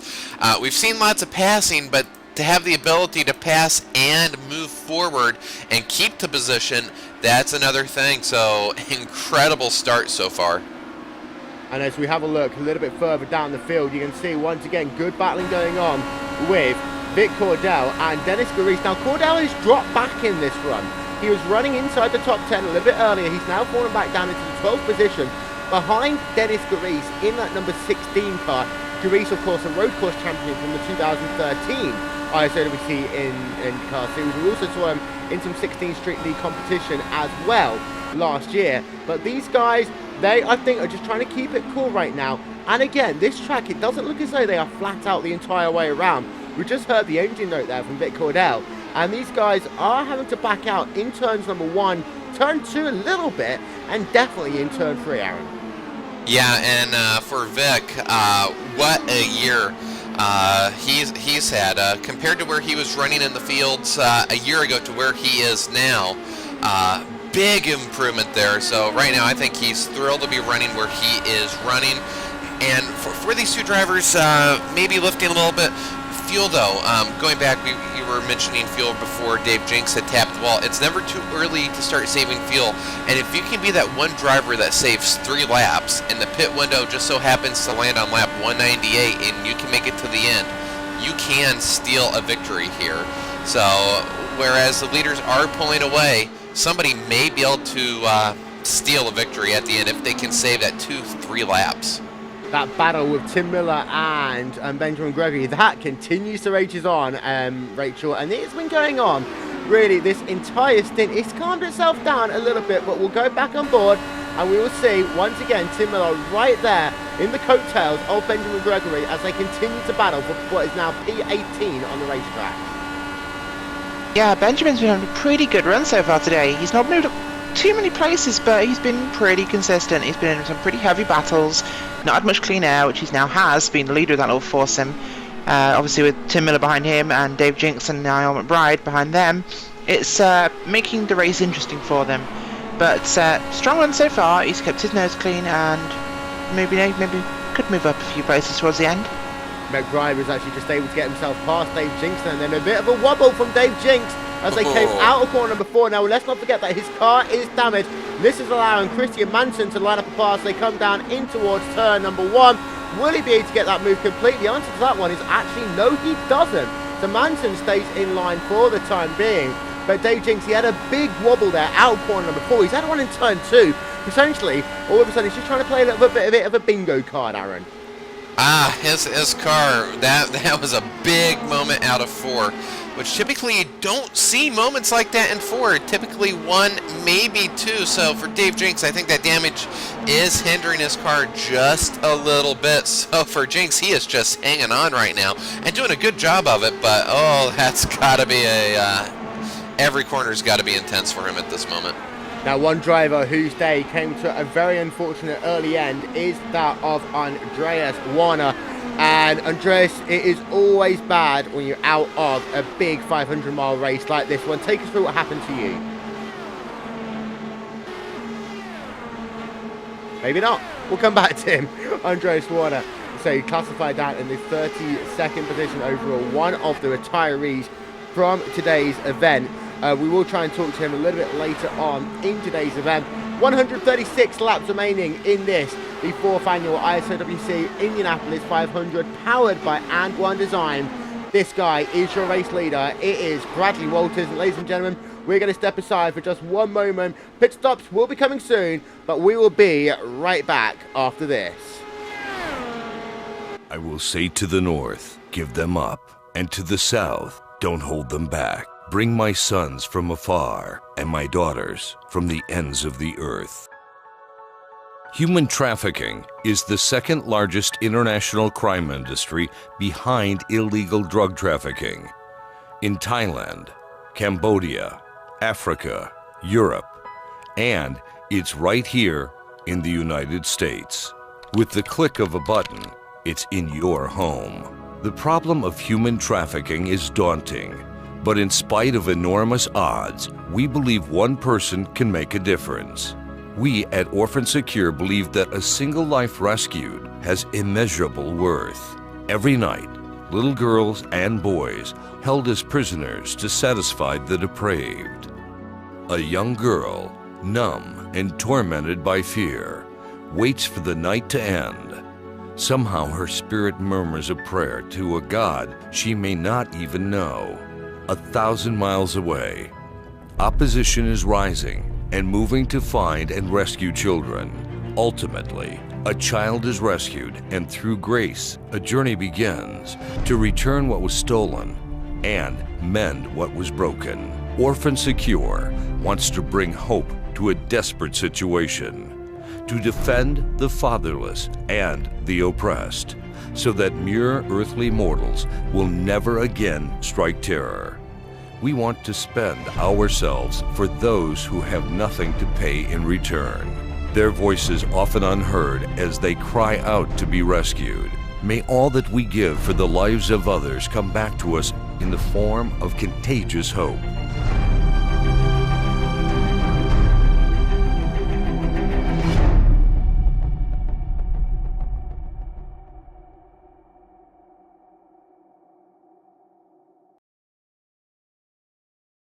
So, pit stops are upon us. Randy Krosno is on towards pit road. He was your leader for just one moment as we welcome you back to coverage of this, the 4th annual ISOWC Indianapolis 500, powered by Andwerndesign. Bradley Walters has made his first pit stop. He stays out ahead of Daniel Leszewski right now. Drivers are all on pit road making stops. You've got Randy Krosno, who is on for your second group of drivers. Going to be about an 12 second stop, 11.6 for him. Vic Cordell, a very quick stop by him though, just 7.3 seconds his stop. Gordon Newjock's coming out of pit road right now, but Bradley Walters goes back to the race lead. A very good stop by him, 11.1 seconds on the guns there, Aaron. A very good stop, but in the midst of the pit stops, we had a major incident. Martin Miller hit the end of the pit wall. Paul Jenkins then hit him, and then the chute to the pits were closed, so Dennis Garice coming in, he had to take evasive exit. He hit the end of the pit wall, and then Michael Dinkle, trying to avoid Garice's car, clipped the wall. So I think we lost 5 cars there in the midst of pit stops. We will try and get ourselves a look at that in just a couple of moments' time. But this might have, we'll see if we can see it from this angle. But we'll say Martin Miller is classified now as out of the race. A number of drivers are now classified as out of the race. We do stay green, however, so that is one thing that we need to keep our eye out for. The big news, Will. Yep. Black flag issued by race control from Bud Wysett for crossing the white line exiting the pits. Wow. And he had moved up to 3rd, and that is a not a good move. Running this race, you just can't have that. And taking a look, yes, just about a quarter of the car length went above the white line, and he got called on it. He's not the only one. Cyril Gitsoff has also been waived by the stewards. Wow. So here you see Budweiser then off to make what is going to be putting him a lap down Budweiser in this event. Now we know that Weisert's got the speed in this event, but this is going to be incredibly costly. You can see that ticker running along the side of your screen. Now if I was him, take a little bit of fuel, you see stop and go penalty, back out and away for him. But Budweiser is not going to be a happy bunny after that one. We'll stay on board. This is what we mean right about here. We'll slow it down for you to show you right here. You'll notice that you'll have that white line on the outside. If you cross that white line, you will get yourself a black flag penalty. And Buzz Weishaupt, one of the 2 people to fall victim to that rule in the early going of today's event. And these drivers know that rule. It was explained to them before the race. However, when you've been running now 70 laps at speed, things like that can just, you lose it. You don't remember it. You're so focused on hitting your marks, hitting your line, rolling under the throttle as the way you need to get the maximum speed on the pit exit. That's something that just slips your mind, and it won't slip his mind a second time, but a very costly mistake. 1 lap down now, and this race has a green flag feel to it. That being said, he may be trapped that lap down the entire rest of this way. And maybe, guys, he had one too many Budweiser. Someone was going to have to say that one at some point. One of the things, though, is that we did talk about this earlier, and we'll bring back in 2014 RaceSpot.com Indy 500 winner Tim Holgate into this conversation, because Tim, when you do your your sequence of pit stop, you've always got to do all the things coming in. Can I get down to speed? When do I need to pit? Have I got all my settings on to make sure I get my tyres, get my fuel? When I come out of pit road, do I hit the pit limiter button at the right point so I don't get myself a black flag? Have I got my fuel mixture setting done correctly? You've done all of those things, and then you forget it's just that white line that you can't come over when you're coming out of pit road. Budweiser has really cost himself now a chance of winning this race. Yeah, it's so easy to lose track of where you need to put the car on pit out when you do it in practice so often, and you just go across that line when the stewards aren't looking, and you get yourself, you have muscle memory, and you don't think about it. But you know, it's one of those things when race control is tracking every driver that, you know, to be perfect in your pit in, your pit out. That's just one of the requirements to win one of these races. And that's why you see the guys who do win these races are the ones that are making no mistakes for the entire 500 laps. Having a look at Bradley Walters as we ride along board with him. Got a little bit of traffic ahead of him right now, who is just going to breeze past as he comes out of corner number 4. That is one of the Vortex Sim Racing drivers of Michael Dinkle. Going down to that inside, Bradley Walters will make that pass complete. One of the things that just came into my psyche, however, is that there are essentially just a couple of people now actually ahead of Budweiser who could potentially get him back onto the lead lap. They are both his teammates. Now, this race, having a green flag feel to it and doing the very quick maths, these guys might have to save just a little bit of gas, Rachel. If those two guys just fall back enough, just ease off the throttle just a little bit on this stint, knowing the fact that they've collectively got a 5-second gap over... Oh, contact! Oh, yeah, Michael P1 Chin cars. upside down. P1, Michael Chin upside down, riding the tyre wall now. Will we stay green or will we go to caution? Michael Chin, this will that car bring comes out off the the caution. wall. This is going to bring out the caution by the looks of it. No, we stay green. Wow. But Michael Chin is going to be classified as out of the race. And this was contact with his teammate, Jennifer King. Let's get ourselves a look at this. No, he got loose. I think he might have tapped the wall beforehand. I think we're going to have to go back. I think his car was wounded well before that. Let's have a look. His car just wasn't right. Let's have a look there. Michael Chin. Oh, he made contact down the straightaway. He made contact down the straightaway there. That's what's got his car loose, and that's what put him into the wall. I have not seen anything like this in absolutely ages. But Michael Chin, we'll get ourselves another look at this, because you're working yourselves down the back straightaway. Now, it will be just about here. He moves that car to the right-hand side. He touches the wall, trying to get out of the way of another car there. That is crazy. I have to wonder if maybe he was making an adjustment, looked down at his wheel, and just drifted into the wall. I really have to think maybe he was in the midst of making an adjustment on the car and lost track of where he was in the space he was in. That's quite possible, Aaron. That goes to that mental fatigue of such a long green run. You get complacent to running 230, 240 miles an hour. You get complacent. You get just, well, this is easy. I'm doing it. I'm hitting my marks. I'll make the adjustment. Boom. Hit the wall. Game over. Wow.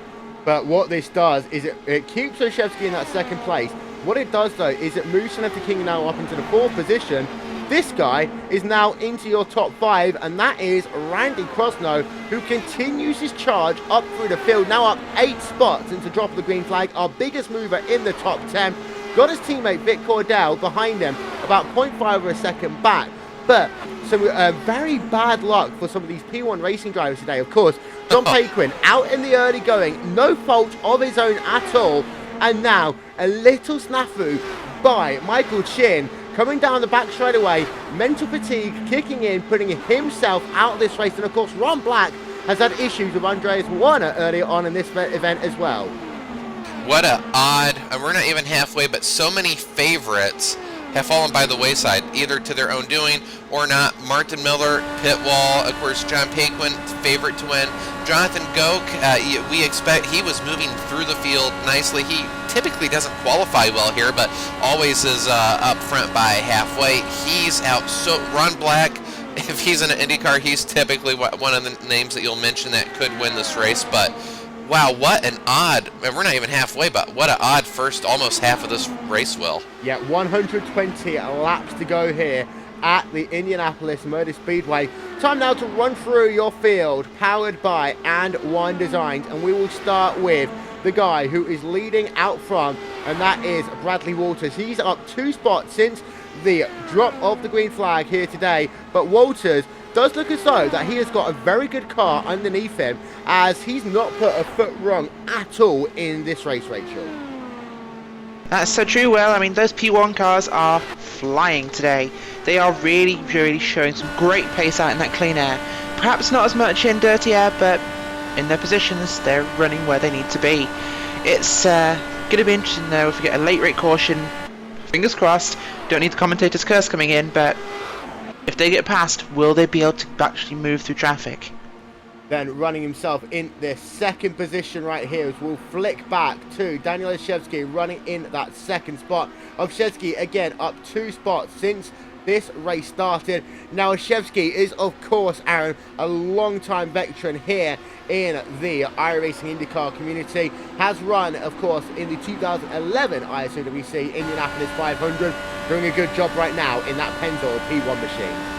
Yeah, good run. He is just about half a tenth off of what our race leader is running, but at this point in time, not that big of a deal. Another yellow, he'll be right there. Maybe saving a little fuel. I'm sure he'll make an adjustment. He may be teammates with the race leader, but I think when we get inside 20 laps to go, take the teammate label off the table.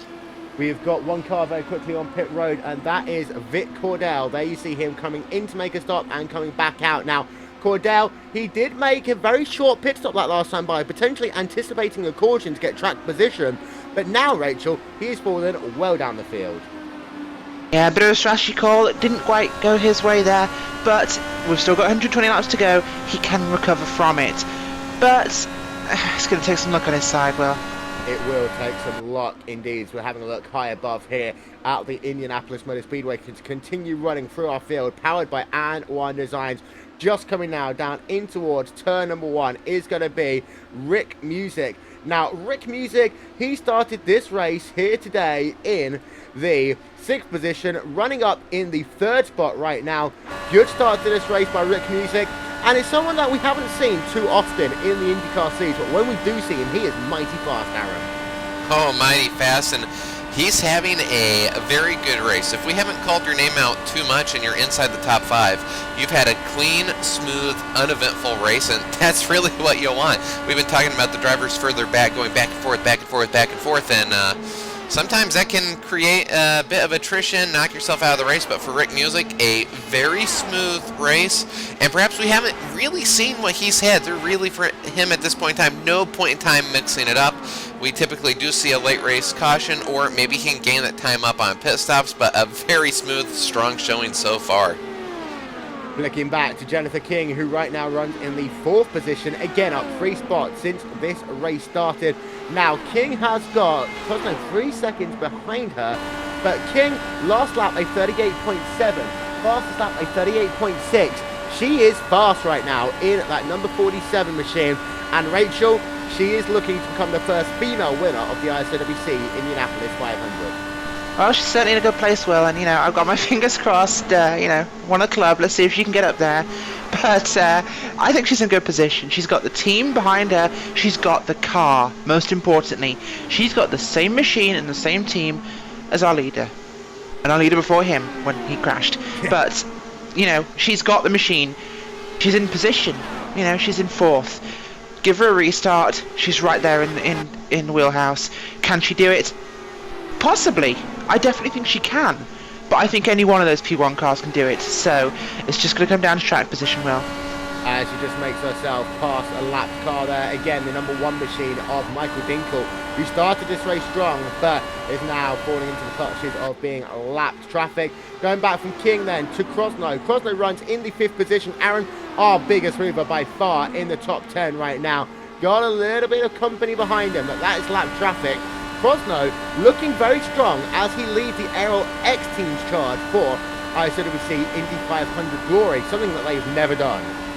Yeah, Krosno having a good run so far. Lap speeds about 1 to 2/10 of a second off the race leader, so if they can find that, which that is asking a lot at this stage, but if they can find it, Randy Krosno will be a threat. He has a very strong car, has been able to move up, and that's something a lot of drivers haven't been able to do. Krosno has done it on the racetrack, not through attrition. So for Krosno, a little bit of luck, a little bit of strategy. Don't count him out of this race win or a podium. And the car just behind him, actually, that's the number 22 car, I think. TM Halter was very loose there, out of corner number 2, just sticking behind Randy Krosno for the time being. We'll flick back, though, to Ron Sams, running himself in that 6th position, up 5 spots since the drop of the green flag here today. Started 11th, running now in the 6th position. Partially again, Rachel, through attrition, passing through his own doing, looking strong in that number 51 car. And, of course, he's supporting the Arizona Cardinals here today. Yeah, he's had a pretty good run so far. Moving pretty well. He's got some position at the moment. Could benefit him later on, but I don't think he's in position to do that much today, unfortunately, Will. And say Sams continues to run in the 6th position. Now up into 7th spot. There you'll see him. Gorg Nujox in the Orphan Secure Vortex Sim Racing car. Now, Nujox is up 15 spots since the drop of the green flag here, Aaron.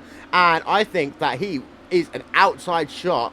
But happy birthday to Gorg Nujox, running himself solidly in the top 10. What a way to celebrate your birthday with such a big gain in the early going.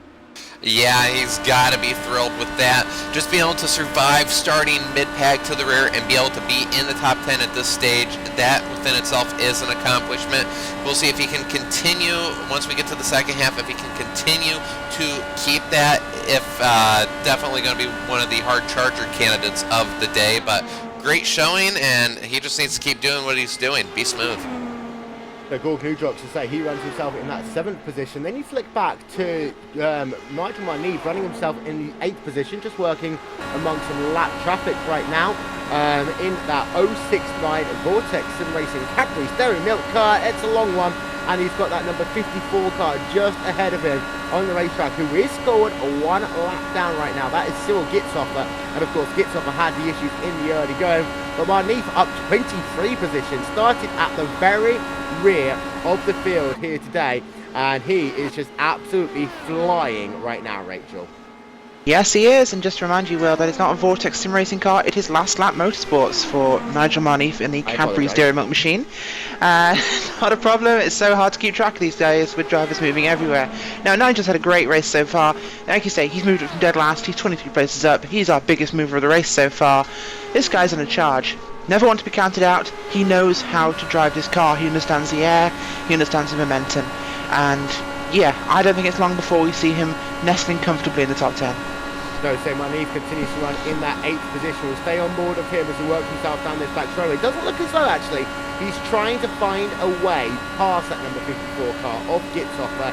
So these two continue to run line of sight. Of course, Gitzhofer is currently scored as 1 lap down in this afternoon's event. Then they'll flip back to Eric Davis, running himself in that 9th position. Benjamin Gregory right behind him, and we'll have a look from the rear. There you see Davis, and there you see just in the background is Benjamin Gregory. Now, both of these guys running in P9 and P10, having great showings. Davis for Banchione Sports, Benjamin Gregory is running himself as an independent here today, Aaron. Yeah, for Eric Davis, what an eventful race he has been. I think this is about the calmest section he's been in. All race he's been side by side, making passes, being passed. So right now, I think he's enjoying this little bit of a breather, having Benjamin Gregory about 6, maybe 7 car lengths back. So for Davis now, probably enjoying this time of respite, not being in a constant dogfight. And Gregory, top 10. Good showing so far. He started all the way back in the 28th spot, so that's a net gain of 18, and I think he might pick up a few more by the time this race is over. And there you are, your top 10. I say Benjamin Gregory is up 18 spots since today's drop of the green flag. He runs in the 10th position.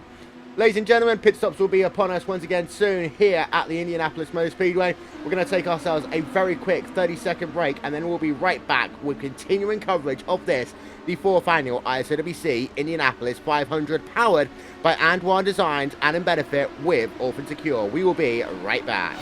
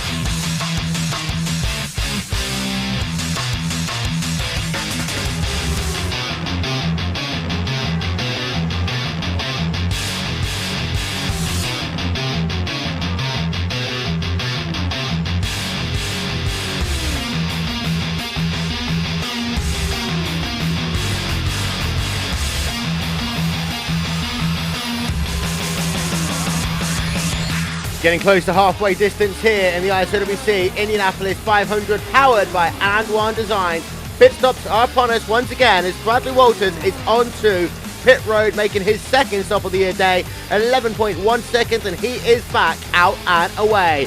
You've also got coming home drivers making pit stops. Eric Davis just making a stop right now for Banshee Autosport. You can just see him at the very top of your screen making his second green flag pit stop of the day, 9.4 seconds, and he will be classified as out of the way.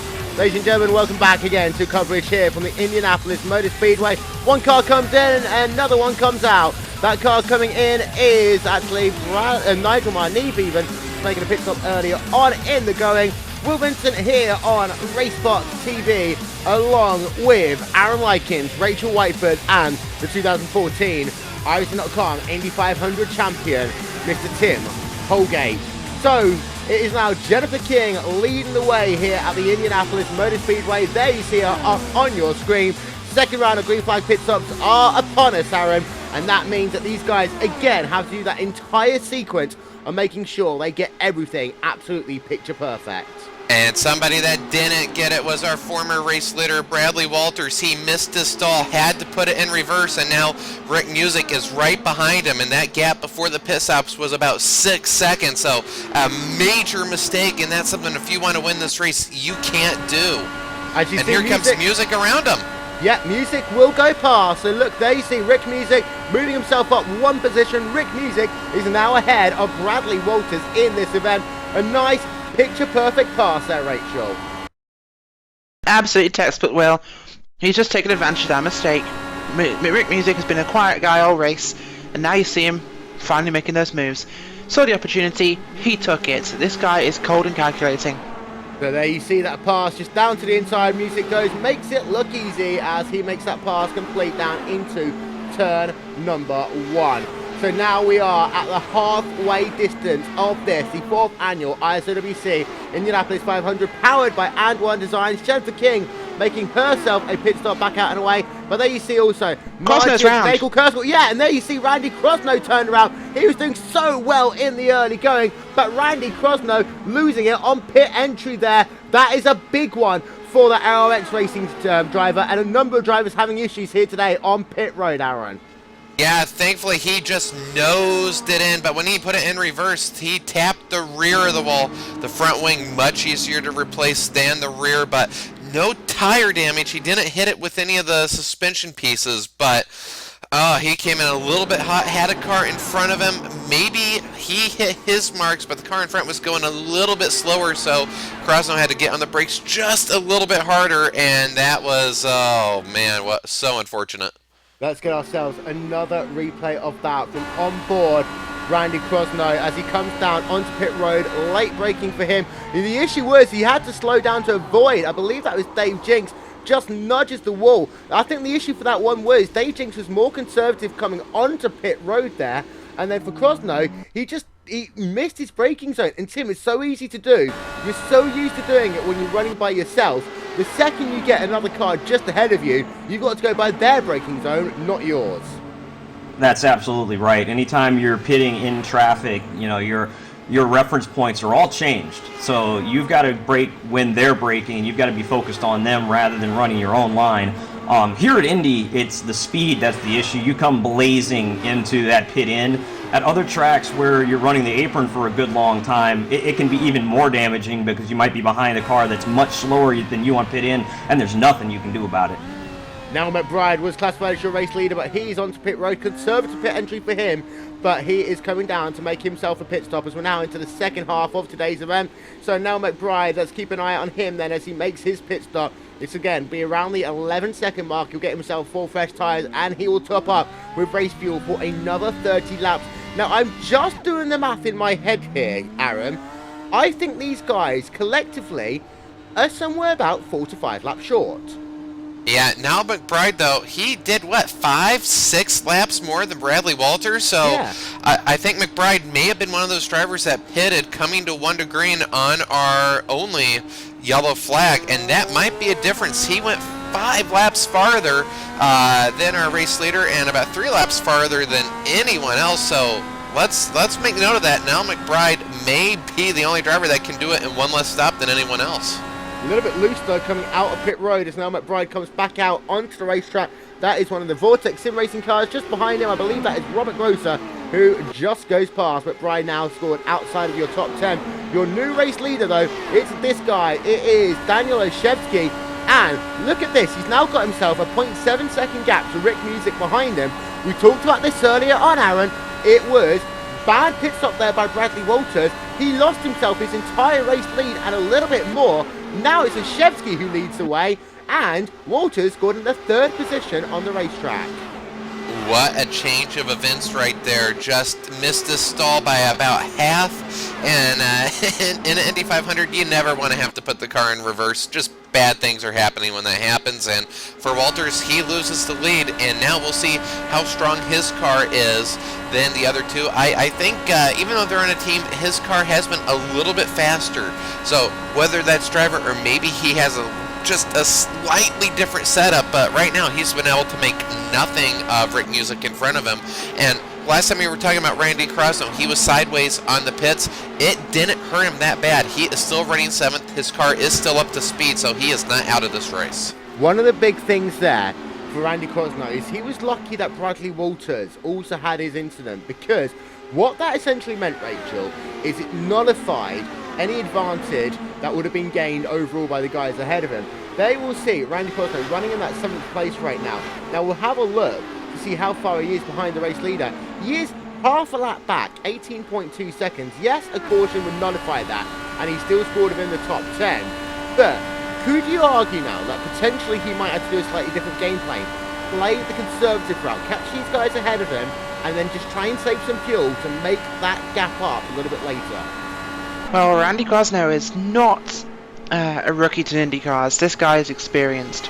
If anybody can close that gap up, and rather than pass them, sit behind and, as you say, save some fuel.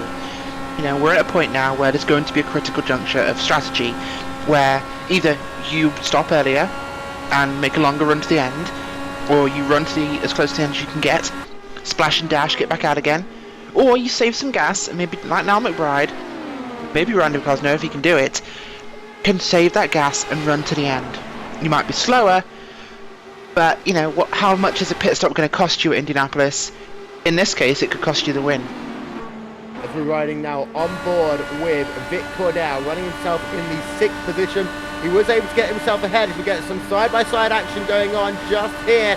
And you'll see that 2 cars just going past Michael Dinkle. Now, has something happened at Michael Dinkle? Because he's really fallen off big time in this event.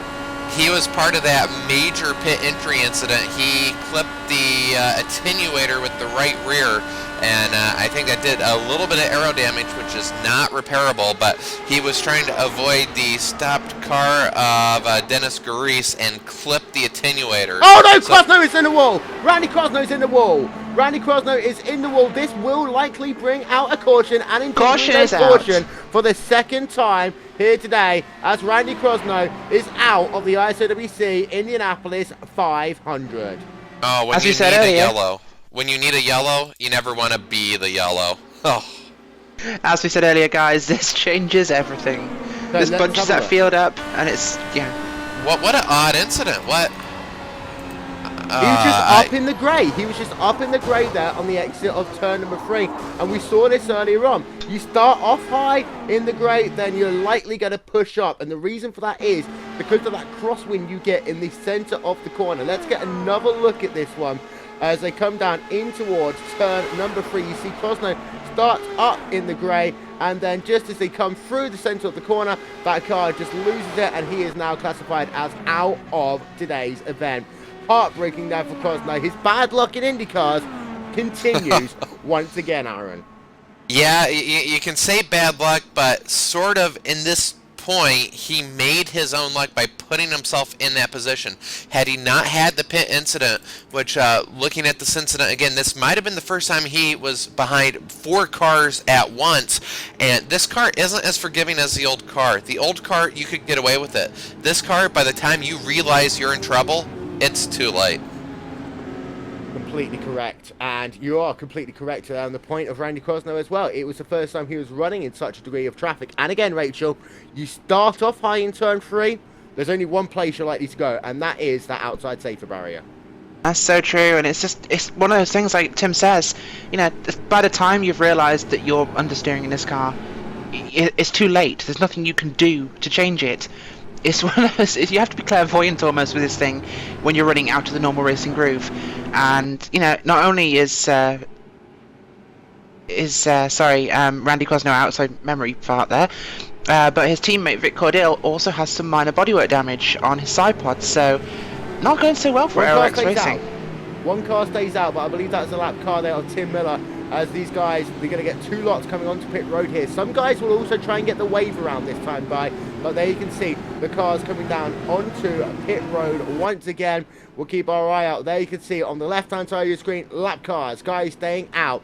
Then on the right-hand side of your screen, Daniel Olszewski leads the field down to make their second pit stop here today. Let's get the jack up then for Daniel Olszewski coming in, getting 4 fresh tyres. He will top up with fuel. And this is going to make this last stage of the race incredibly interesting. Olszewski is out and away. He will come out with the lead. And then second place, Rick Music with a good stop. Jumps Bradley Walters once again. Music in second, Walters in third. Then fourth is going to be Jennifer King. Fifth place will be Ron Sams as they come out of pit road. Very close battle. Neve just beating Vic Cordell out there as well, Aaron. Yeah, and for Jennifer King, that yellow was a break. She had a slow pit entry on the previous round of green flag pit stops, was about 9 seconds behind the leader, so now she is back in contention. So one person's misfortune and Crosno's going to be several drivers' benefit. And for now, all the drivers in front of the leader. Oh, decision time. Do you stay out and take the wave around hoping for a yellow? Yes. Or, yeah, I mean, you have to. I mean, this is the Indy 500. Nobody's won this race just being conservative. You got to go for it, well, I think. Don't forget as well, we only had green flag pit stops about, what, 8-9 laps ago? Some of these guys have got enough fuel. If another caution comes out, they will have that opportunity to get themselves topped up with fuel and not only be good to go, Rachel, be on a slightly better strategy than the race leaders. I think of all the risks you can take, this is the one that you have to take right now. This is the big gamble time. You know, it's going to be this strategy call that will decide the end of the race.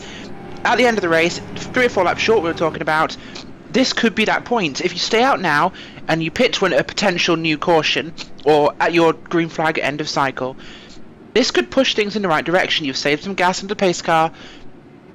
Yeah, if I was in this race right now, I would go for it. I'd stay out. And this is Bud Weissert's opportunity to get that lap back, and Dave Jinks looks like he is not going to take the gamble. No, so you've got a couple of people coming in. There you'll see Dave Jinks coming onto pit road. A couple of other people will be making that journey as well. So for Dave Jinks, it's about finishing this race. You've got a couple of other people that say Cyril Gitzhofer also making that journey onto pit road. We'll get the gun up on him because he is into his pit box now. We've got Dave Jinks also onto pit road, as well as TM Hauser. Now, for Hauser, he has scored 2 laps down. Again, for Hauser, I definitely would have taken this wave around this time. You have to. You absolutely have to. You never know what could happen later on.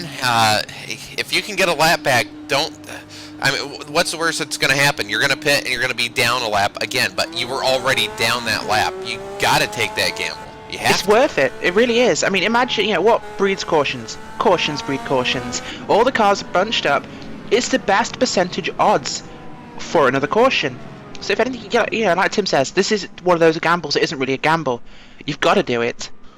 The important thing is, though, you can see there as we zoom in, we are going to go back to green flag racing this time by. To run through your top 10, it is Daniel Olszewski leading the way, Rick Music in second, Bradley Walters in third, Jennifer King in fourth, Ron Sams, Nigel Marneve, Vic Cordell, Eric Davis, Benjamin Gregory, Nell McBride rounding out your top 10. Keeping an eye at the rear of the field, there you see the P1 racing driver of Bud Weissert. Weissert is going to cut through this traffic like a hot knife through butter, Aaron, but he has got to be careful. Because some of these guys are 4-5 miles an hour slower in a straight line. He is going to be very careful and time these moves to perfection.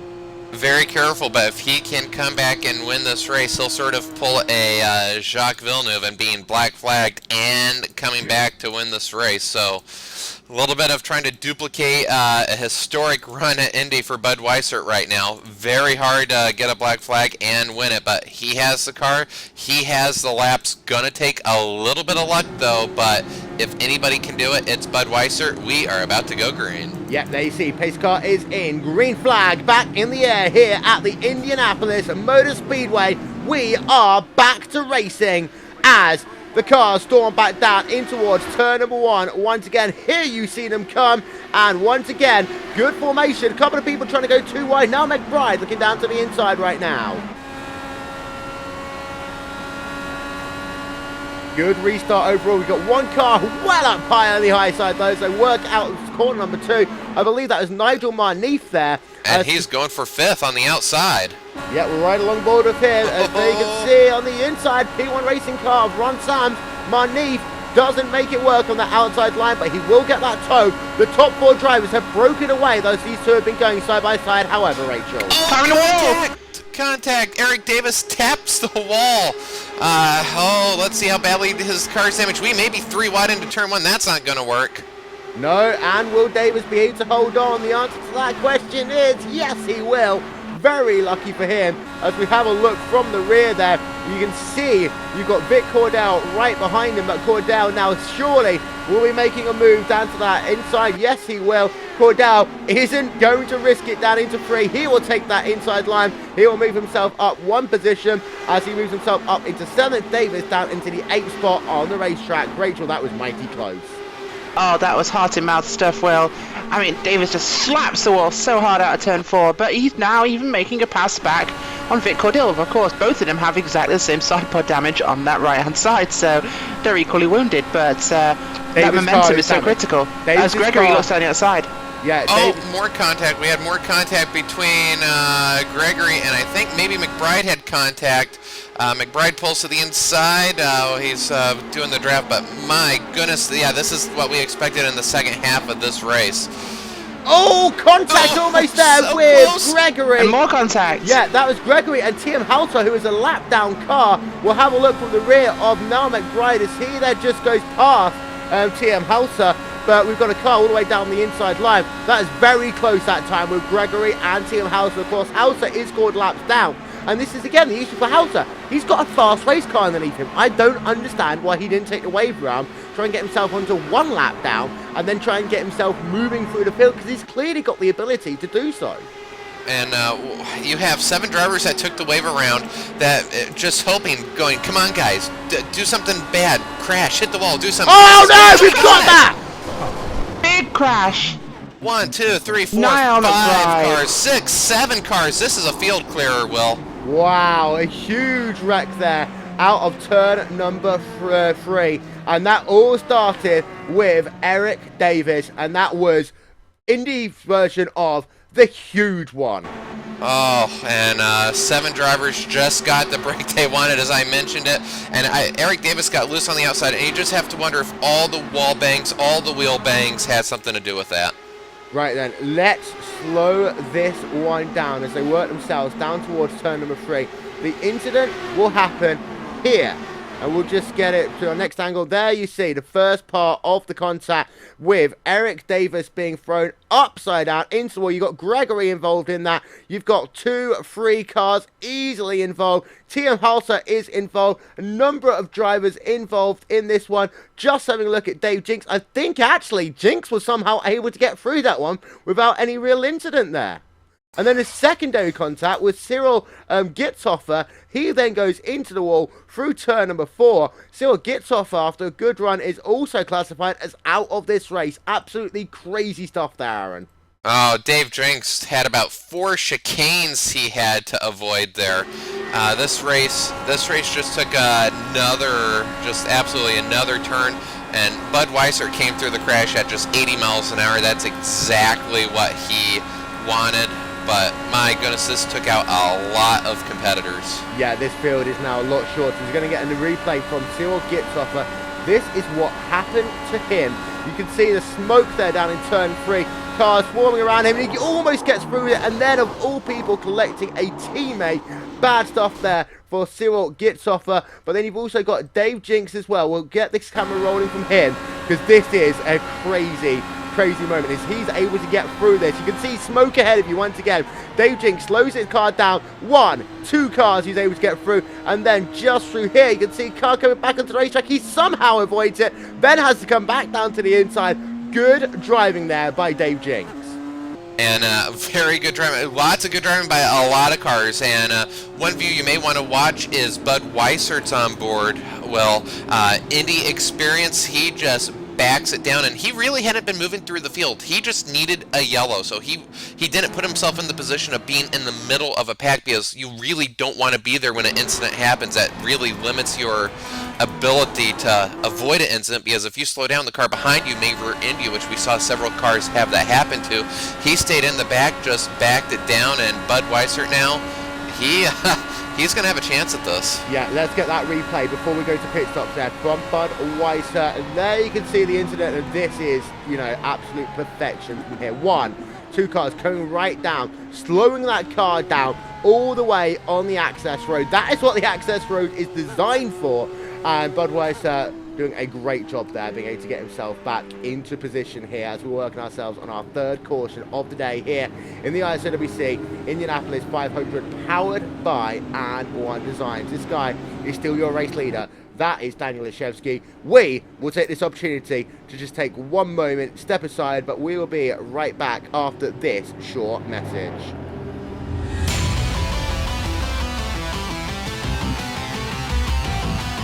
The NASCAR Peak Antifreeze Series, powered by iRacing.com, has officially begun.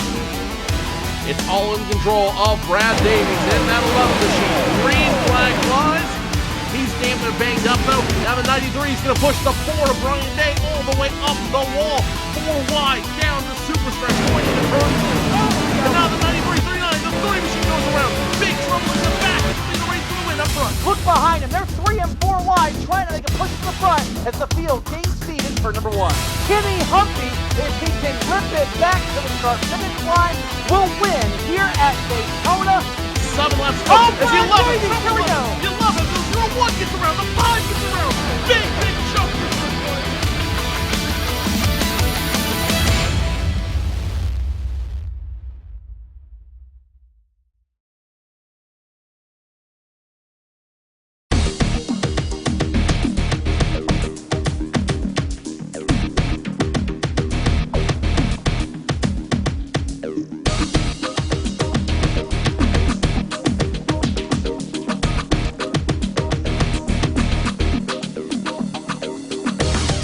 Welcome back then to the Indianapolis Motor Speedway, working ourselves under our 3rd caution of the day.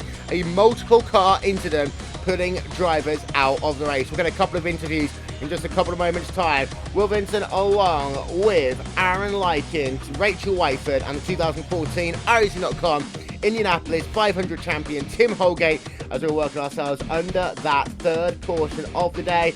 You can see that these cars are getting that 1 to go signal, and they will go back to racing this time by. And Aaron, we've had the craziness. These guys, I think, will now just settle down once again. I'm not so sure, Will. You called it on the previous yellow for the cars taking the wave around. If they got the yellow at the right time and pitted, they'll be in a better position. All those cars pitted. Our leaders did not. We got split strategies. One of the cars that took the wave around could steal this win now if the fuel strategy plays out. This is going to get great. 5 pit stops today for Bud Weissert. I believe he's one of those drivers who pitted that last time by. So having a look high above here from the Indianapolis Motor Speedway. But there you see your race leader, Daniel Leszewski, who continues to lead the way. Rick Music in 2nd, Bradley Walters in 3rd, Jennifer King in 4th, Ron Sams rounds out your top 5. Pace car going to dart to the right, make its journey back on towards pit road. We are back to racing here in the ISOWC Indianapolis 500, powered by Andwerndesign and in benefit of Orphan Secure. Green flag back in the air. A big lead for our race leader. Rick Music was, I think, sleeping there, about 10 car lengths difference there. So a big gap. Rick Music caught sleeping. Yeah, and we're riding on board there with Nigel Marneve, trying to look down to the inside once again. As here we will get Nigel Marneve down to the inside, and he will make that pass stick. 3 wide almost there. Oh, contact around! We've got a big one. That was Ellis Stevens there, and that was Rick Music, 4th caution of the day. Oh, a secondary incident. Wow. Oh, somebody came through there full speed. I don't know who just got bumped, but that would be who was that in the secondary incident? New Jokes. I think he's going to be out completely clipped. Missed the accident, spun to the inside, race over. Unfortunate.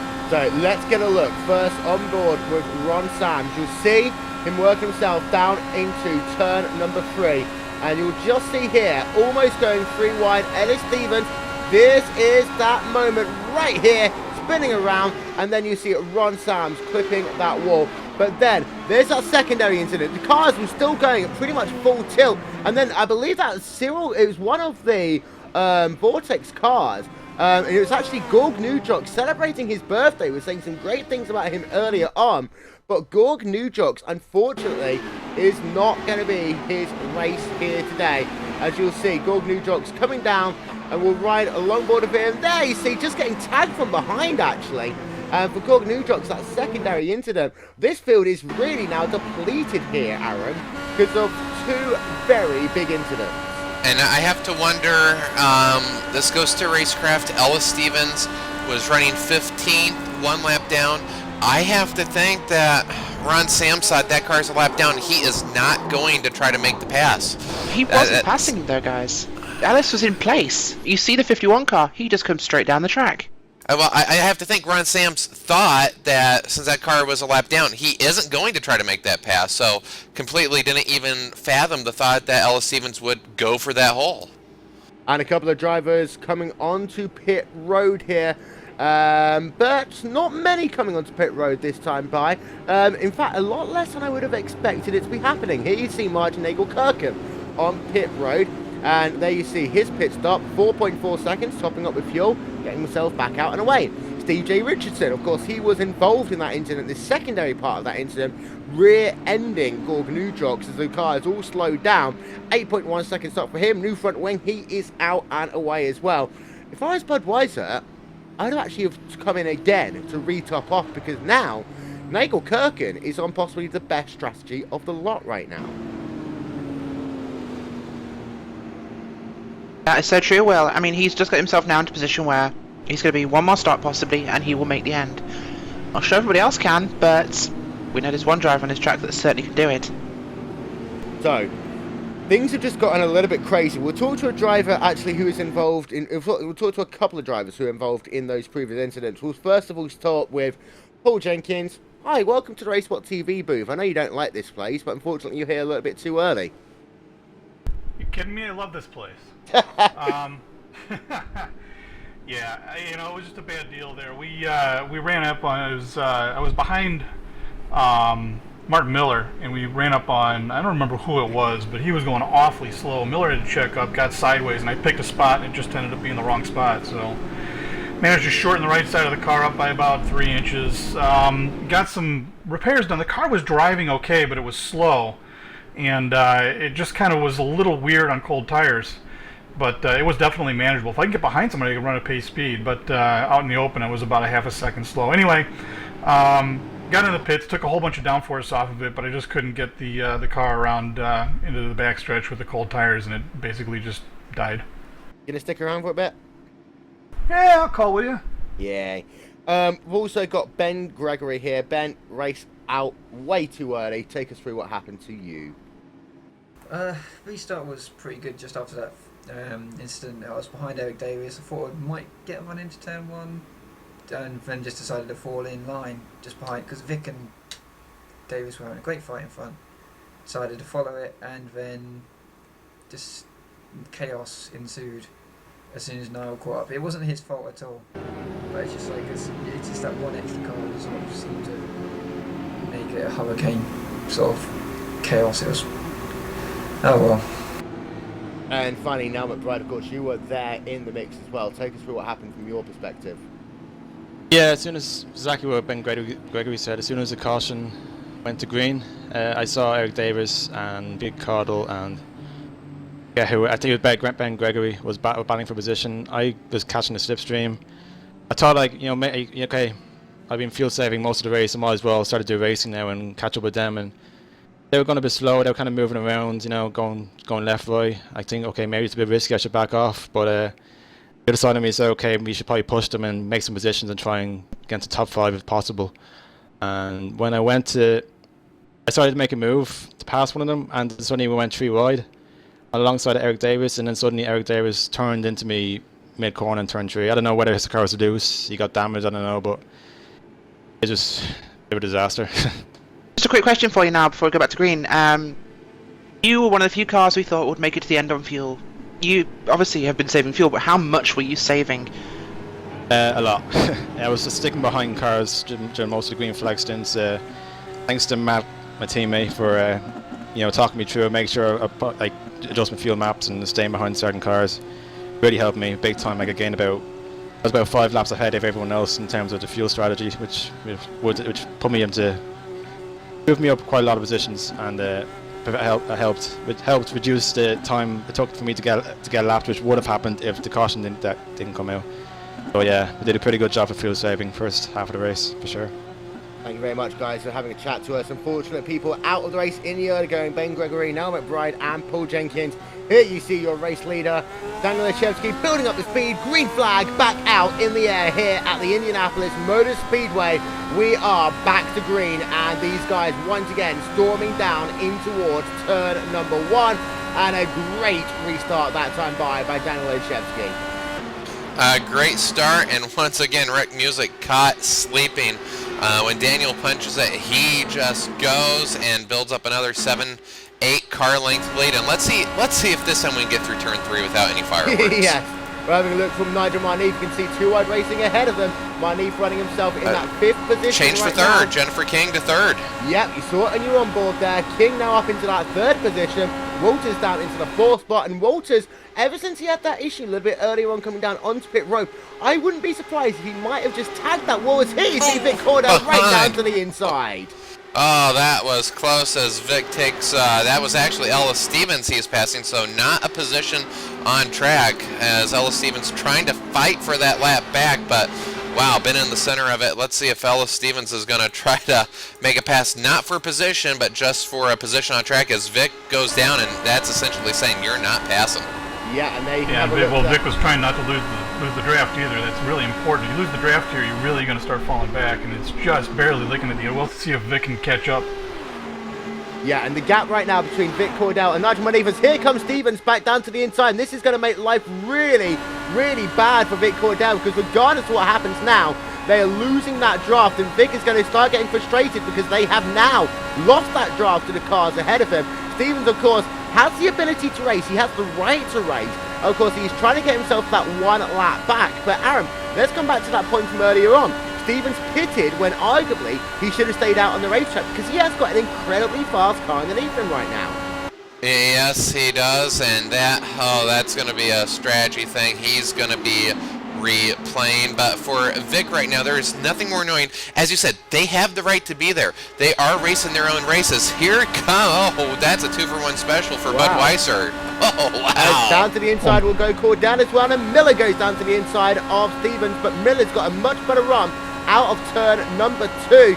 Clips that curve, however, that's going to give a little bit of breathing room to Cordell. But what a pass there we just saw by Bud Weiser. We need to get ourselves a replay of that. We'll get up on your screens in just one moment's time because that was potentially a pass. One of the passes of the race we just saw there by Bud Weiser. Power move, power move, power move. He is on the move. And he may not need a yellow to get back up there. Currently 3.4 seconds. May lose a little bit that time. Let's take a look. Yeah, 3.7, but he did make a major pass there. Took a low entry. But for Bud Weiser now, one good pit stop. He will be on the podium and potentially, we said he needed a lot of luck. He's got it, and look out, leaders. Here he comes. Yeah, and there you see Bud Weiser moving himself back up in the field right now, and you see him riding on board right now as he works himself in that Budweiser car, the number 67 machine, in that 6th position, but he is right now classified as 4 seconds off the race lead. Now we'll get confirmation of his time the next time he comes across the start-finish line. A 39.12 there for Budweiser. Your race leaders are going a lot faster Weishart could still though be on one of those strategies where he's just going to try and save a little bit of fuel because he is on a better sequence than the guys ahead of him. Yeah, I think he has 10 laps more fuel than the leader, so these speeds really are deceiving. We really can't go by him because he is heavier on fuel. Oh. No, I was exactly what Aaron said. You know, of course, Daniel through Daniel through Nigel did not stop on those last two sequences. Bud did on the first yellow along with Vic, so they do have about 5 or 6 gallons more than the rest. Here comes Tim. As we're riding from the rear of Daniel Olszewski to Rick Music from our gearbox cam here with 70 laps remaining. So all of these guys need to make at least one more pit stop. Some of these guys potentially might have to make 2 stops. There you see your race leader. There you can see Jennifer King now up into the 3rd place in today's event. Up 4 spots since the drop of the green flag here. One guy who I am incredibly impressed with is that guy riding along board with him, Nigel Marnese. Still in that 5th position. Yes, he can't pull up to the rear of those 2 P1 racing cars ahead of him, but still, he's doing a sterling job right now, running in that 5th spot. And again, Aaron saving a bit of gas. Saving a bit of gas, oh so important. And one thing I'm watching, Jennifer King is faster than the front 2 cars, so she is on the move ever so slowly, but she is reeling in the front duo. So if they can start sucking in that draft just a little bit, we're going to have a 5-car battle for the lead. Vic Cordell catching the curb there out of corner number 3. Now this will put him under potential attack from Michael Kirkham. Not going to be quite close enough, but Tim Miller, look at Miller go, Rachel, up into 7th place. And let's not forget, he's a privateer in today's event. He is, and he's one that's had a really good race so far, Will. He's running really, really well up there. Cracked the top 10, and I think he could finish in the top 5 today. And you've still got Ellis Stevens trying to make his lap back in this event as well, as these cars flick now back down towards turn number 3. Stevens is still there in the mix. Nigel Kirkham still now up into the top 10. He started this race in the very, very rear of the field, up 24 positions since the drop of the green flag here today. Nigel Kirkham is absolutely flying, but he has got Michael Dinkle, who, by the way, he's back onto the lead lap, just a couple of tenths of a second behind him, as we're riding on board right now with Nigel Kirkham. Just behind him is Michael Dinkle as they work themselves through turn number 1. Yeah, Dinkle, whatever damage he had, either they made adjustments or he did get it repaired from that major pit road incident. I didn't think his car would have anything after just clipping the attenuator, but proved me wrong, running 10th and a very strong car at the moment. As there you see, coming through corner number 4 once again is Martin Nagel Kirkham. We'll flick it back to our outside coverage as you can see Dinkle is right there behind, not quite close enough though to set up a path. And I'll bring in Tim Holgate into the discussion here because you've been doing the math. It's going to be close. Some of these front runners might not be able to make it on just one more stop at their current pace. Yeah, that's definitely right, Will. I'm looking at the speeds they're running. They're running their same pace they've been running all race. They're definitely full bore, trying to create a gap, hoping that if they can create enough of a gap, they'll be able to separate from those guys who look like they're going to try to make it on one more stop. Budweiser, it looks like he might be able to do it with one more yellow. The guys who hit on the last one, with some help, with some draft, might be able to make it all the way on one more stop. And Will, yeah.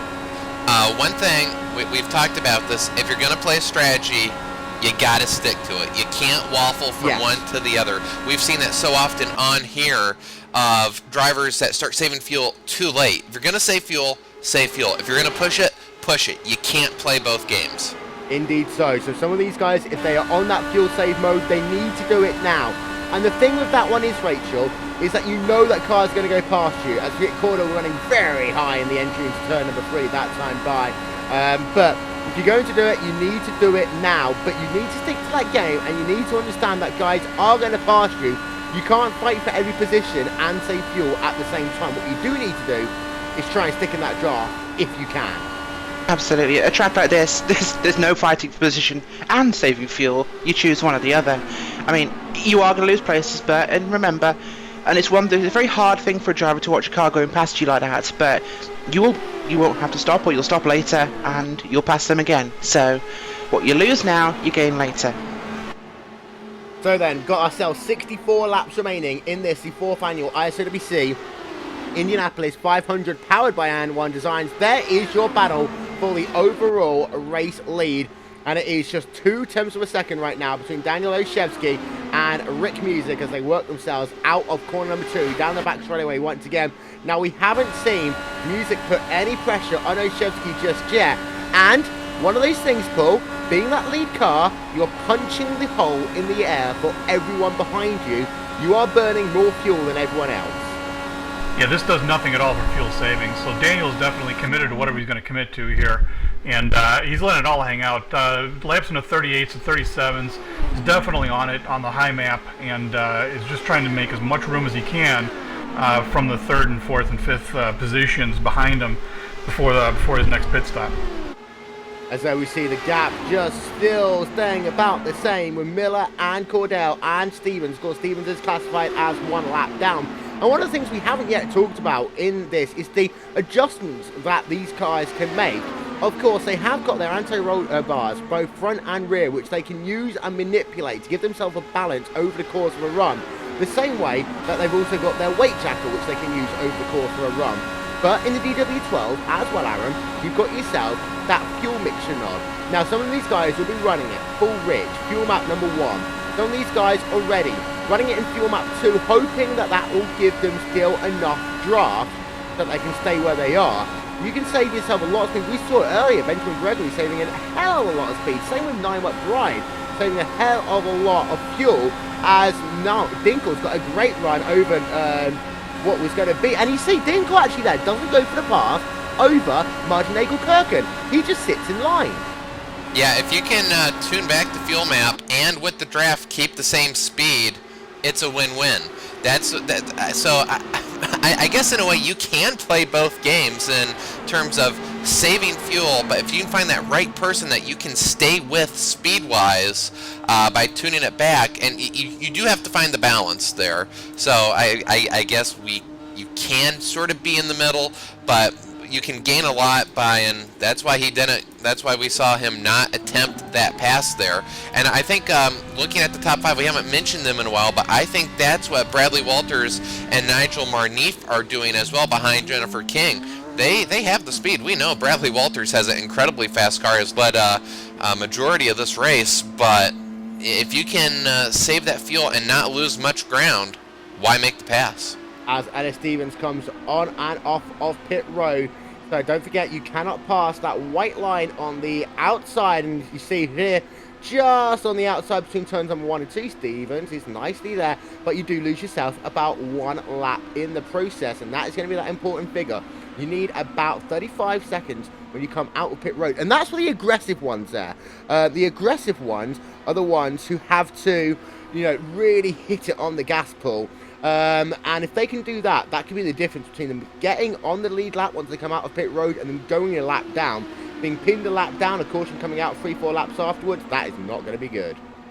Well, it's extremely tricky too, because now you've got a car that's trimmed out to go 230 miles an hour, and if you're not going that fast around that corner into turn 2 or out of turn 2 into the backstretch, you're only doing maybe 200. That doesn't sound like a lot, but in terms of aerodynamics, it's a world of difference, and the difference is disproportional. You'll get more grip in the front since the wings are larger in the front than you will in the back. The car's going to be loose, so you have to be very, very careful. It's definitely a knife edge getting out of there. So 58 laps remaining in this, the 4th annual ISOWC Indianapolis 500, powered by Andwerndesign and in benefit with Orphan Secure. To run through your top 10, it is Daniel Ishevsky from Rick Music. Jennifer King, right now, there you see her up on your screen, running in the 3rd position, with Bradley Walters right behind in 4th, and Nigel Marneef just hanging on to the rear of that group in the 5th position right now. Budweiser, he was 1 lap down at one point. You should see him here on your screen as we ride along board of him. He was running in the 1 lap down, now back up into 6th position on an alternate fuel strategy. Tim Miller is in 7th, Vic Cordell in 8th, Martin Nagel-Kirken in 9th, and then Michael Dinkle rounds out your top 10. Heavy attrition in the middle part of this race with 2 very big incidents. But what we still have here, Aaron, is what I like to call a good old-fashioned thinking 500. Oh yeah, anybody that's on the lead lap right now has a chance to win this race. We're seeing Miller, Caudell, and Nagel-Kirkin sort of losing a little bit more ground than they had been. So I got to think they now are on that fuel saving strategy, or at least committing to it. When you sort of go to that time of going for speed to then transitioning to fuel saving, it might take a couple laps to really commit to it, but the speeds we're seeing them lose now, I think they're going to that, which tells me they've done the math. Their crew chiefs, their spotters have done the math as well, and I think they can make it on. But yeah, we're now seeing them lose half a second a lap, so they have gone to the fuel saver strategy. Yeah, and this will be a perfect indication. 38.7 is Nagel-Kirkin's fastest lap of the race. 39.3 was what he did last time by. And just have a look at that speed. You see, short shifting, coming down into turn number 3, 241 miles an hour. That is slow compared to what we have seen from some guys in this event, Paul. Well, you want to be careful not to fall too far back, too. I mean, Vic is definitely, it looks like Vic and Tim are both committed to trying to get there with one more stop, and trying to win it on strategy, you know. And it's obvious from the start they didn't have the speed, so they have to do something with the strategy. But again, it's a fine line. You want to make sure you don't fall too far back where all of your advantage is gone if they go into the pits. Now, Walters actually was saving a lot there, speed-wise, down into turn number 3. And let's get our speedometer back up. You can see he is nowhere near 240 miles an hour when he comes down into turn number 1. And these are the fastest guys we've seen in a straight line. Walters, I think, is in prime position. Got one of the fastest guys ahead of him, plus Goldie ahead of him on the racetrack. But also, what he has is a car that can go pound for pound with him. Someone who can actually go right there, still save fuel, and not necessarily have to worry about the fact that you're going to lose that draft if you're not going full bore. Walters is, I think, in a better position than we've given him credit for, Aaron. Yeah, we know he's had the car to potentially make that pass if he wanted to, as Rick Music going to come into the pits. Yep, so here is Music then, peeling off onto pit road, beginning our sequence of pit stops, and a very conservative pit in lap for him. There you can see, we'll keep an eye out on this. He will come past the start-finish line, so we will get an in-lap time for him, as he's 52.25 there for Rick Music. So let's note that one down. We'll come back to that one in a little bit of time. But here he is, down onto pit road to get himself 4 fresh tyres, and he will have to make at least one, well, he'll have to make one more stop in this event, Paul. Absolutely, yeah, it's just a little bit short here. Now, Daniel's the leader is coming in. Also, Tim Miller, who Vic was following, is going to come in. Yep, so let's have a look then, as we've got ourselves now Oshevsky onto pit road. And don't forget, it was a 52.5 for Music, who we saw a moment ago. Let's have a look then, and this looks to be much faster for Oshevsky. Look at that, 51.1. That's 1 second right there. That is going to be a huge advantage for some of these guys, as we've now also got Tim Miller onto pit road. So let's have a look again. Miller we won't get a time for on the way in because he is before the start-finish line. But Oshevsky, he is going to be out and away in just 1 moment's time. And let's see whether we can get a pit stop time for him. It's a long stop, 11.6 seconds for Oshevsky, but he is back out and away. Jennifer King now coming in, and I think it's going to be sort of the middle between those two drivers that we've seen between Walters and sorry, not Walters, but our 2 leaders have come in, Music and Daniel. 51.5. Jennifer King's time. So yeah, sort of in the middle, but a good entry. Yeah, 51.6 actually there for King. So you are right in the middle there for Jennifer King. And again, you don't want to be too aggressive because, of course, let's not forget what happened to John Porzek in the 2013 iRacing.com Indianapolis 500, losing it at the very end as King is back out and away. Her stop 11.1 seconds, so a little bit faster than Oshevsky. He's actually making up the time there. Better coming in and out of the box. But here is Jennifer King coming herself through turn number 1 and 2.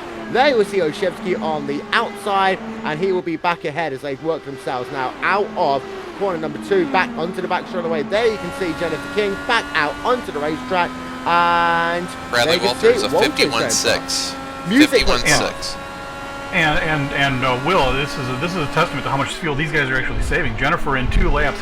Vic Caudill's still out there. He's working on lap 3, possibly 4, I think. And I think Tim and he pitted at the same time. So definitely the fuel saving strategy works big time out here with this giant draft. Yeah, and Michael Marneef is now onto pit road. Budweiser is classified as your race leader.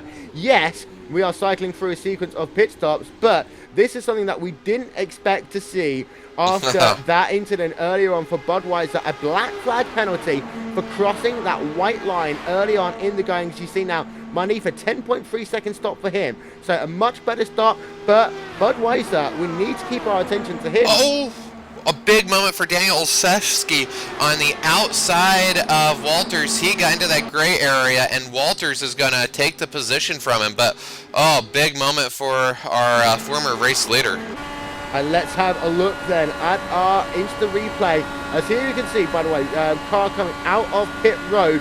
Olszewski is going to look to the high side. Here coming down into turn number 3, and then you will see it up all the way in the grey, having to get completely out of the gas. Very lucky moment then for Olszewski.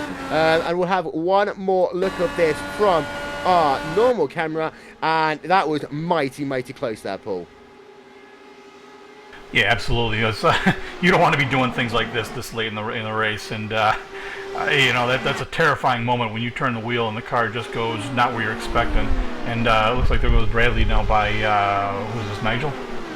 Indeed. Budweiser, by the way, onto pit road. So I will interrupt you. Budweiser is onto pit road for, again, what will be the penultimate time. But the important thing for Weiser, let's not forget, is he will have to do a shorter pit stop that next time by. Nagel Kirken leads the way. I didn't actually get the last lap with 51.7 there for Weiser, so not bad for him, as he's now going to get himself 4 fresh tyres as well, and he will be back out and away in just a couple of seconds time. Let's have a look at the pit stop time for Budweiser. It is going to be a 10.9, one of the best we've seen in this sequence of pit stop. Budweiser will be out and away, but your new race leader, the guy who almost didn't make the field here, is Margin Nagel Kirken. As we've got more people coming to pit road, here comes Cordell and here comes Dinkle. And Will, I'm watching on the track here with Vic and Cordell and Dinkle coming in. Bradley is fighting his car now, so he made some adjustment to it. That's not really agreeing to him. He's grappling with that car. So let's have a look then at Cordell. Go on, Paul. Vic. No, not Vic. I'm going to call you Aaron. I'm agreeing with Paul here. I don't know if it's because this is the first time Bradley's had a car behind him at the start of the run. I have noticed if you get a car tucked in behind you, this car does like to get loose, and Nigel's been able to stick to him now. Bradley is starting to inch away, but the big loser in those pit stops is going to be Daniel Olszewski, from leading to now going to be... Nagel Kirken's on pit road. As we cycle through, going to be third. Yeah, Nagel Kirken's on pit road, which is having a look here from Michael Dinkle. But you see, he is coming back up to speed. Nagel Kirken making a pit stop, as is Steve Richardson. We've got one other person coming onto pit road as well. I believe that is Dave Jinks. But here, Nagel Kirken, a 10.5 second stop for him. Steve Richardson still on pit road, 11.3 second stop for him. And now Dave Jinks, we just see coming onto pit road here as well. He's going to make himself one more pit stop, and he's going to... Dave Jinks down in that 12th position. He has scored one lap down, but it will be a very big call for him to now get himself to Victory Road here at Indianapolis. 11.1 second stop for him. He is back out and away, as we've now got one more person on pit road. That is one of the Vortex cars of Robert Grosser, who's just coming himself onto pit road. There you see him. Robert Grosser with 1 lap down should be able to make it with a little bit, just a splash at the end of this here. Kind of a rough day for him all day, just kind of behind the 8 ball.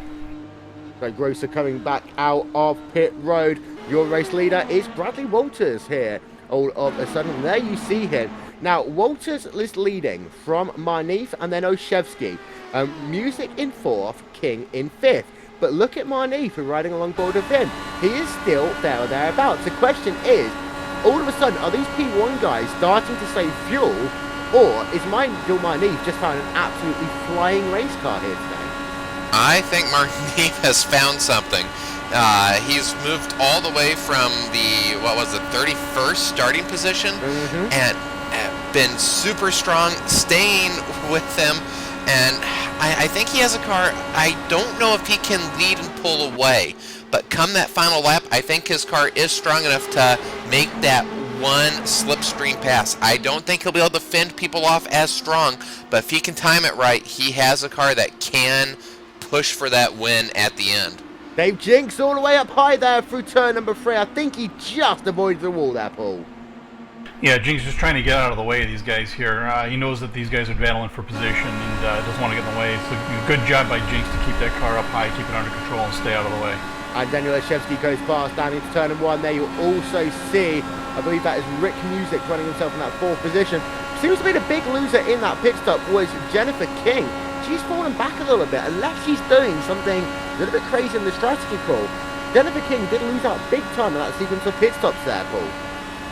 When you get him off the pits and for the first couple of laps, we saw that with Bradley. As soon as his car got into clean air, that back end started getting very, very sporty on him, and I had to make some quick adjustments to get that thing back on him. Looks like it's driving great for him now, but a couple of tense moments for him. I want to talk a little bit about Nigel. Yeah, I think he's just been driving a very smart race, and this is what I've been talking about. Nigel, I think, was just a little bit slower than the P1 guys, but if you can tuck up behind these guys and just stay there all day long and not lose the draft, you really can make a good run for it. And if Nigel can stay where he's at with the next sequence of pit stops, I think we're going to see a very good fight for the finish, and maybe the dark horse might get it here.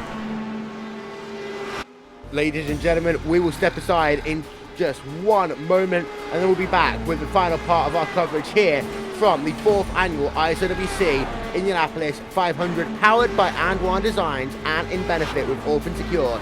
Stick with us, we'll be right back.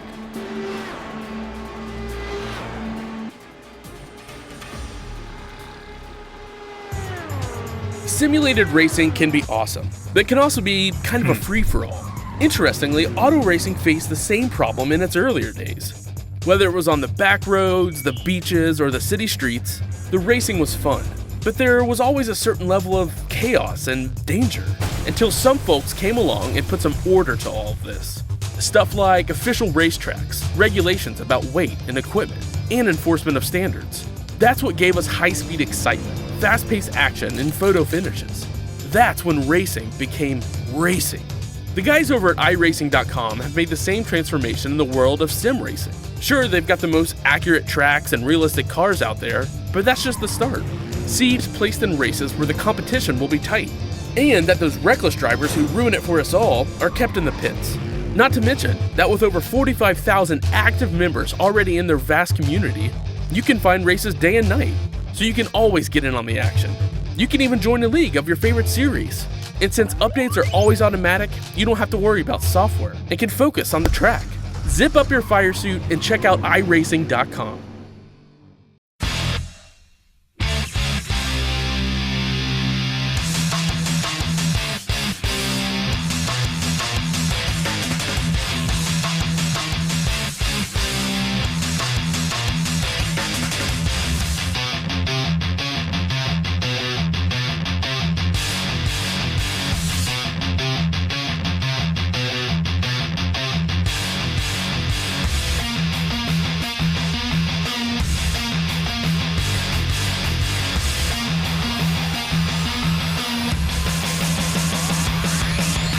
Looking high up above here at the Indianapolis Motor Speedway, as we have now less than 100 miles to go in this, the 4th annual ISOWC Indianapolis 500, powered by Andwerndesign and in benefit with Orphan Secure. Today's broadcast is brought to you by Andwerndesign, official graphics partner of the ISOWC IndyCar Series and RaceSpot TV. Also brought to you in part by iRaceForLife.org, official partner of the ISOWC IndyCar Series, with $5 going to the winner's charity of choice from each and every race. It's also brought to you in part by International Light Technologies, and of course our charitable partner for this event, it is Orphan Secure, and once again we'll show you a video of all the great work they do once this event has concluded. Well, Vincent here with Aaron Likens. Unfortunately, Rachel Whitefoot has had to leave us, but we've been joined by Paul Jenkins, the gang is back together, and the 2014 iRacing.com Indianapolis 500 champion, Tim Holgate, acting as our expert driver for today. And out front, it is Bradley Walters still leading the way as, again, Aaron, less than 100 miles worth of racing to go. And Nigel Marnief running second. He is able to save a little bit of fuel. And I remember this statistic. Don't know if it's been topped here on iRacing, but in the real Indy 500, the furthest anybody's ever won, 28. It's been done twice. I know Ray Haroon started from that starting position. I think somebody in the 30s started 28th, so that's the furthest anybody has started and has won this race. Nigel Marnief started 31st, so definitely topping what has been done if he can pull this off.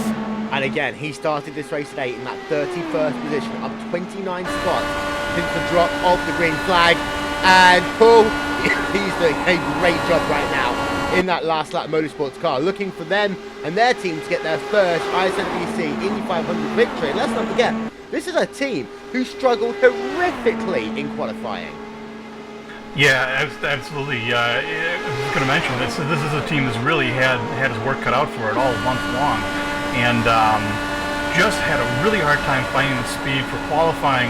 And Nigel's really putting on a great show here. I mean, he's got a strong car. The car looks like it's driving fantastic in traffic. All he's got to do is just wait for the right moment and make his move, and try to. And it looks like TM Hauser's kind of joining the pack here, maybe trying to get one of his laps back. He's 4 laps down. And for TM Hauser, for Daniel Olszewski, depending on how his car handles, instead of having 2 cars in front of him, he now has 3 cars to go in front of him. So on one hand, you're going to have dirty air. On the other hand, going to be a little bit more fuel saving. And when it comes down to this final pit stop, if you can save that quarter or half second, right now it's only 7/10 first to third. That is a massive amount of time. Yeah, so having a look on board with Olszewski, as I say, he started this race in the 4th position, running now in that 3rd spot. His last lap, not that far away from his fastest, but you can see he's really blipping that throttle there. I think he's hitting the rev limiter down in turn number 3 there, Paul. It absolutely, possibly, it could be. I know that we were set really close to it, so at these speeds, at this point, you could. Here's the thing about it. You know, I'm looking at TM Hauser here behind Nigel. I think the problem is now is kind of a conundrum here in terms of what Daniel's looking at, because now you know, TM is he's got the speed behind them, but if he gets in front of him, he's going to be, oh my goodness! Oh, Siski into the wall! Oh, we just saw it there on our screen, but he is dropping back like a fly. Let's have a look. You can see that car is slowing. Will he be able to make it? We need to get ourselves a replay of this. I don't think that car is not handling. That car race over. Pit road. That is it. But Daniel, if he can make it to the pits, that is bad for him. He's going to try to stay out. Don't stay out. Oh boy. So let's get ourselves a replay of this. We could unfortunately end up going green in just one moment's time, but this is what we're talking about. Through turn number 1 and 2 then for Daniel Olszewski. Just listen here. Up into the grey and into the wall. And that costs him the chance of Indy 500 success. We'll get one more look at that as they work themselves through turn number 1 and 2. You'll see it just as they come out of turn 1 there. There you see, into the wall. Olszewski, his race is pretty much done. But he does stay out on the track. He's got to, of course, meet minimum speed. And there you see, now he's coming onto pit road. I was about to say, he has to meet minimum speed, as we already got there. Ellis Stevens on pit road, making his final pit stop of the day. Now, he is good to go to the end of this event. Oh, for Olszewski, I think the reason he stayed out, he had a car to win. He was in position, and when you've worked 172 laps and have your race over, it takes a while to accept that. Just one little mistake. Oh man, you hate to see that. You hate to beat yourself. Meanwhile, Rick Music and Jennifer King slowly reeling in the top 2, so don't count that out. Rick Music, I actually saw him hit 244 miles an hour right before he made the pit stop. That's the fastest straight line speed I've personally seen, so I don't know if his car is trimmed out just a little bit more, but we're going to have a 4-car battle here. Yeah, as we're keeping I'm sorry, 244, that's faster than qualifying. We saw speeds of 241, 242 in qualifying, so these guys are really trimmed out at this point. Yeah, and there you can see it's a long stop. It is over for Daniel Olszewski. That is disappointing for a guy. Again, he is a big Indy veteran here, but it looks as though that his race is clearly done.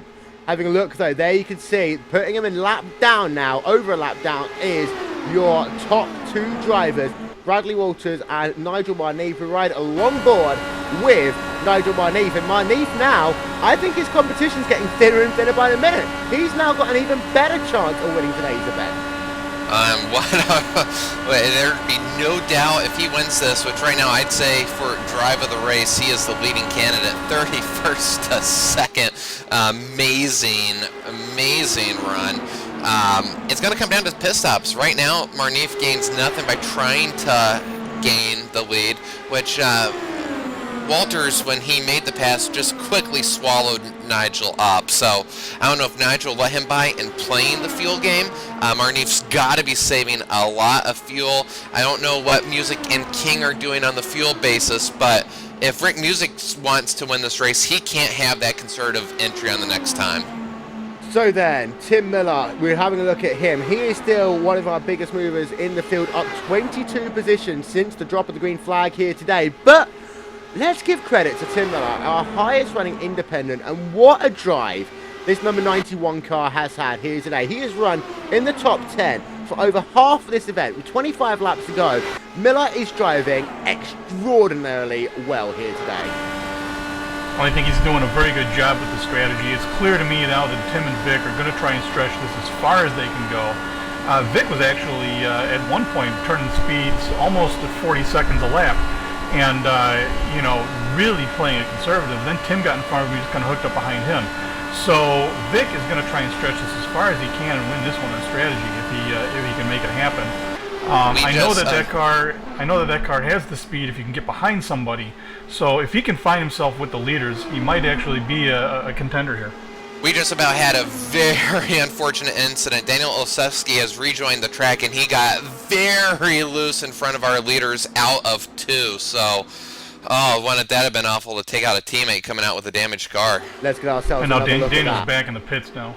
Yeah, I think he may be trying to park it. He just might be done with it. Yeah, that was a very... He would have spun to the inside, but if he would have overcorrected, that could have taken out our top 3.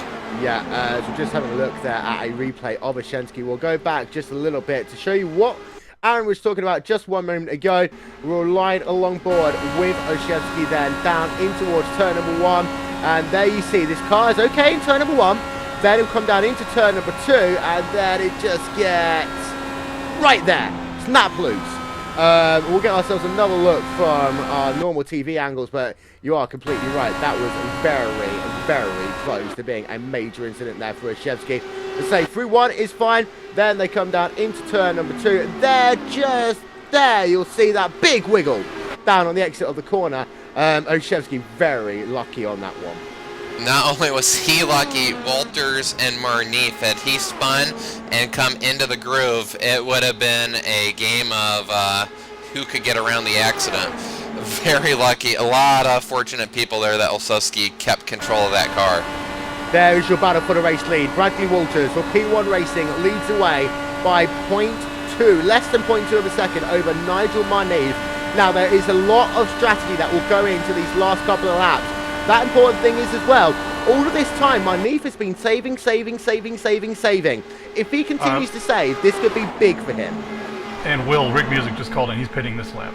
So we'll keep an eye out there on Rick Music. There you see him coming onto pit road. This will be his final stop of the day as we open our final round of green flag pit stops here in the ISOWC Indianapolis 500, powered by Andwerndesign and in benefit of Orphan Secure.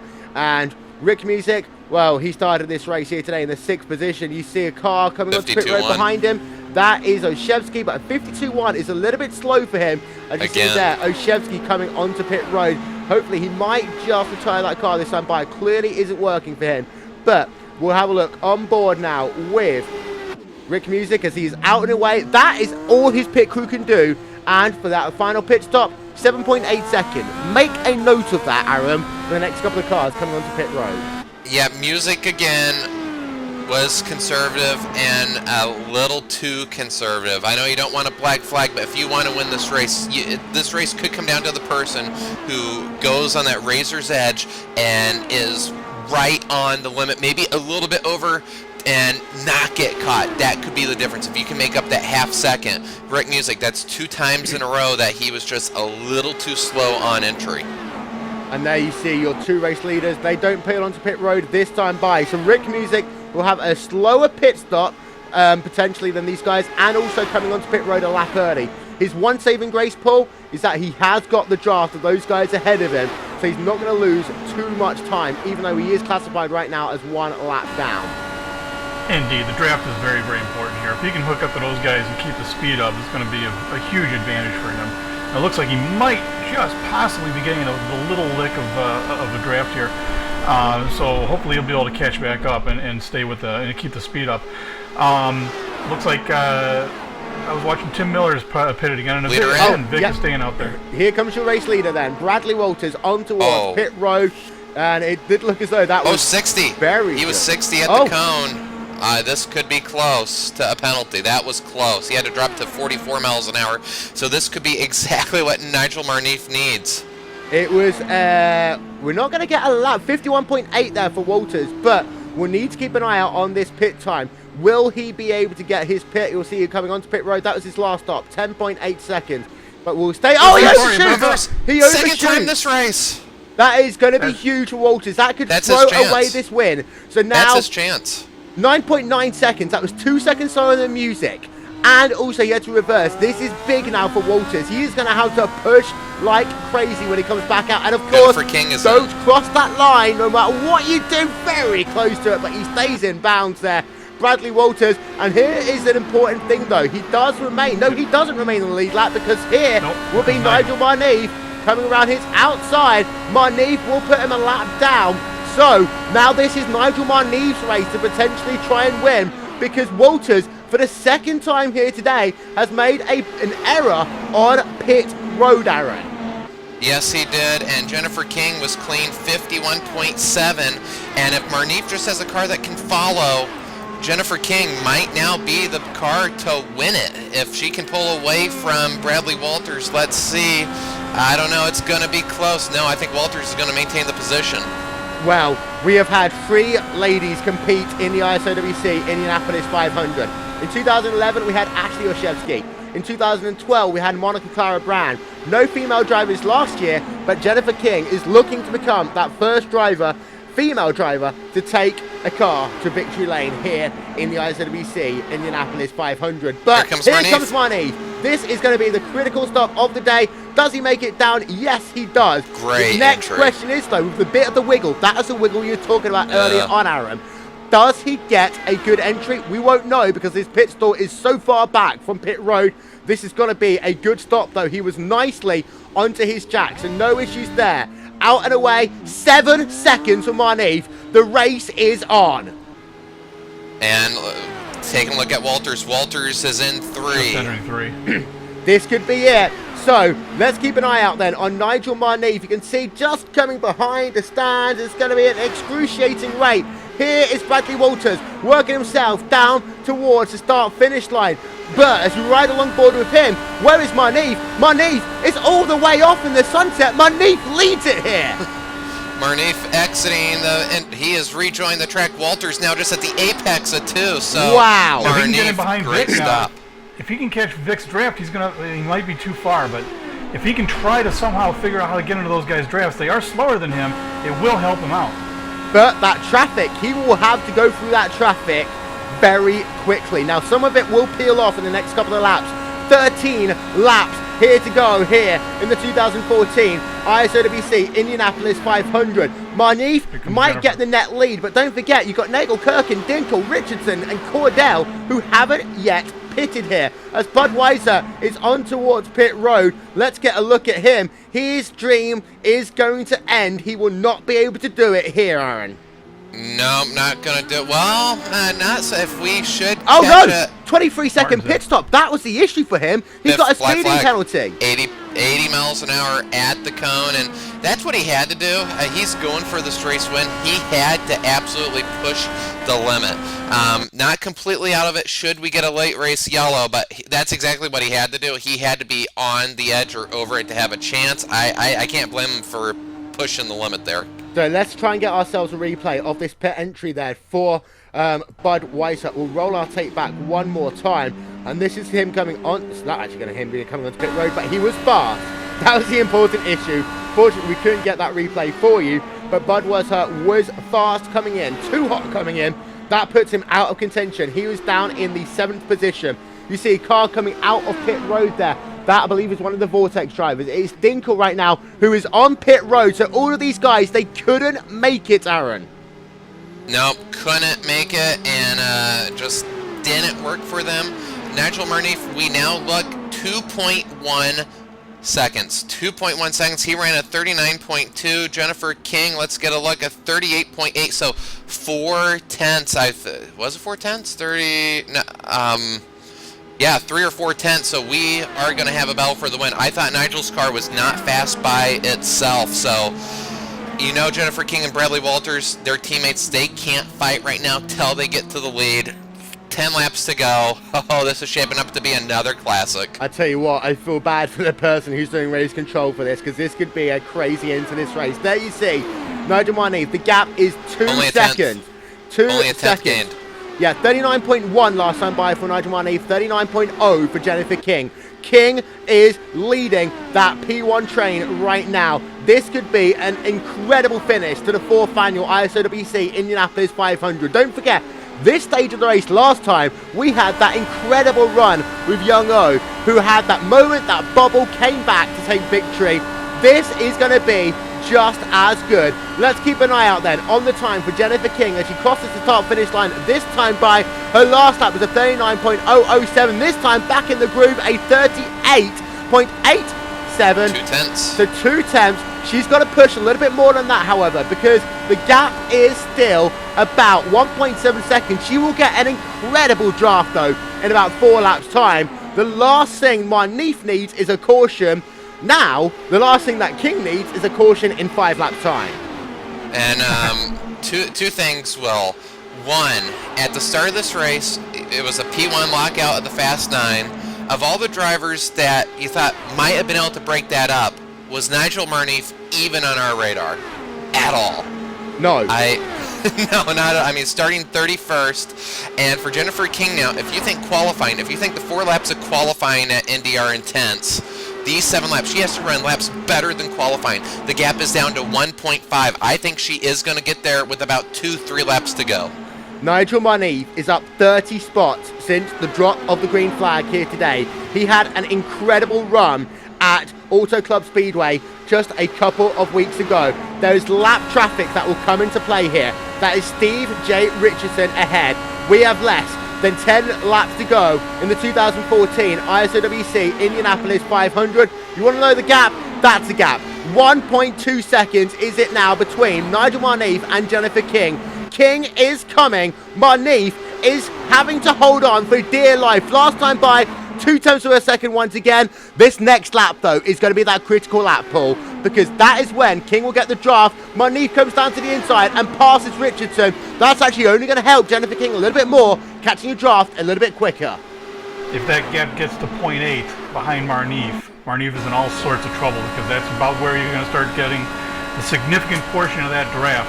And we've already seen that King has speed on Nigel by about 2 tenths of a second a lap. And it's just going to be worse from here. Marneef actually 38.5 that last lap, so that draft helped him. Yeah, and that gap is now 1.4 seconds. So Jennifer King has to do a lot of work in the remaining laps of this event.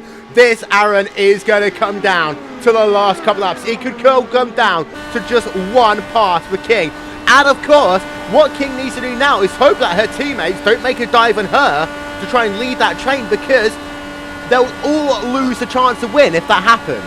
And it's going to come down to where King catches the lap car. If she can maximize the draft bonus down the straightaway and make a clean pass and have no speed breakage in the corner, as we're down to 1.17 seconds, we are going to have a race. We are. This is, oh boy, get the cameras out. Photo finish could be coming. Yeah, you see the gap. Very interesting to see how well they can work in traffic with 2 cars in front of them, because Stevens has Nigel's draft right now. Yes, that is going to be the critical factor. I would have to think when Jennifer gets to him, he's just going to let her go. You do not want to be a lap car and spoil the race. You don't want to be that guy. You don't want to be the, I've forgotten his name is now, Mr. Diabetes, coming down into that last lap that could potentially change the outcome of this race.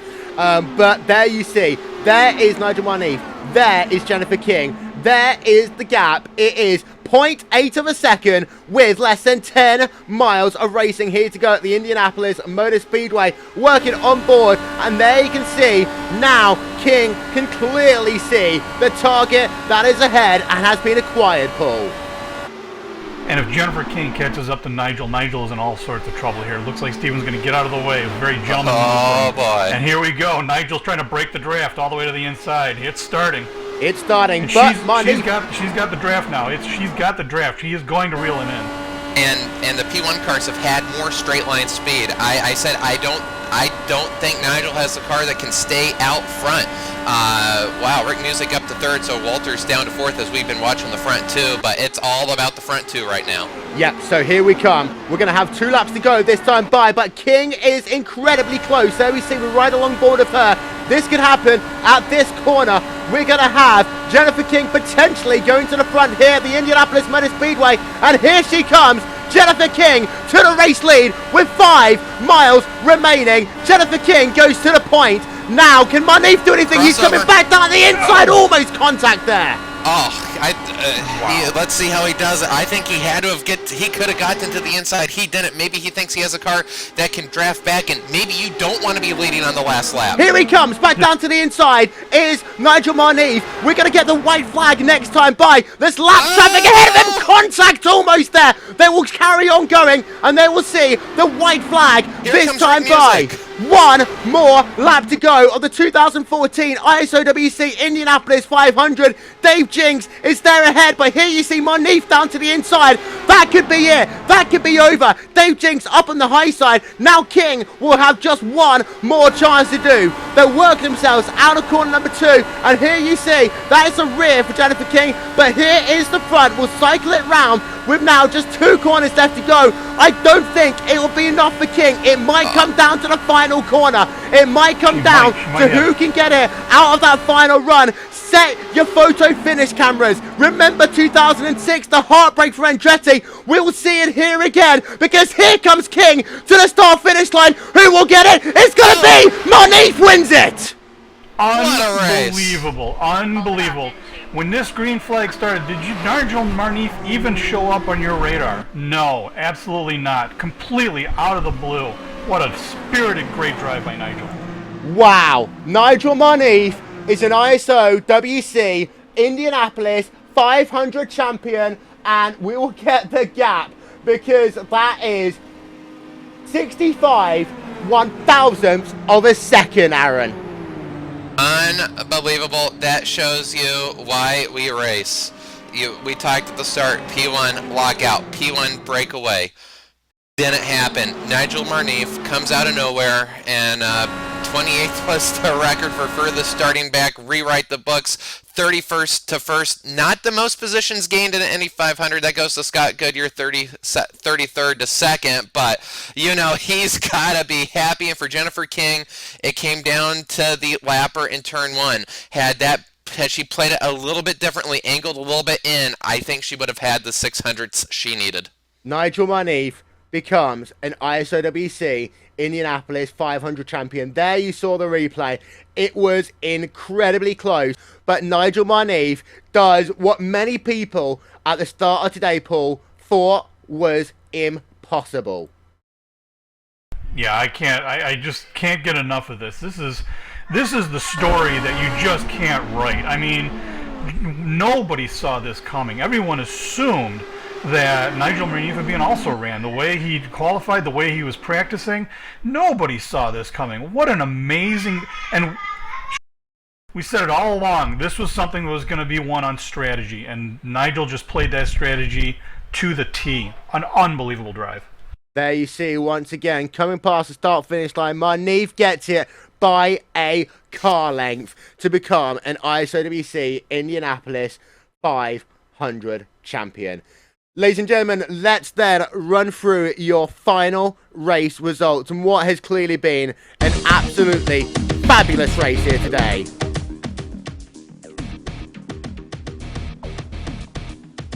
Nigel Marneef by 64 1/1000ths of a second beat Jennifer King here at the Indianapolis Motor Speedway. Rick Music comes home third, Bradley Walters in fourth, Budweiser taking home the fifth position. 4 P1 cars in the top 5 here today. However, they couldn't get the one they all wanted. Martin Nagel-Kirkin, a great finish by him to come home in the 6th position after also starting outside the top 25. Michael Dinkel in the 7th spot, Steve Richardson in 8th, Tim Miller in 9th, and then Vic Cordell rounding out your top 10. Then to have a look back to your second page, it was Ennis Stevens, a determined effort, but it all went wrong when he didn't pit. So he did pit when all other drivers around him took the wave round to get themselves back on the lead lap. Robert Grosser 12th, Dave Jinks 13th, Tim Hauser 14th, Oshevsky in the 15th position, and then Christensen, Sam, Nujok, Mayan, McBride and Davis round out your top 20. There are the rest of your times up on your screen. I've never seen anything like this, Paul. That was phenomenally good. Yeah, you couldn't have written a better finish for a race. And it just goes to show, I mean, yeah, this is simulated racing. Yeah, we're all sitting in our living rooms and bedrooms and game rooms. But man, the racing is just as intense. It is just as good. It's just as close. I don't think you could have seen a better race anywhere. Ladies and gentlemen, we will step aside for just one moment, and then we'll have a chat with your 2014 ISOWC Indianapolis 500 winner, Nigel Marneve, in just one moment's time. Stick with us, ladies and gentlemen.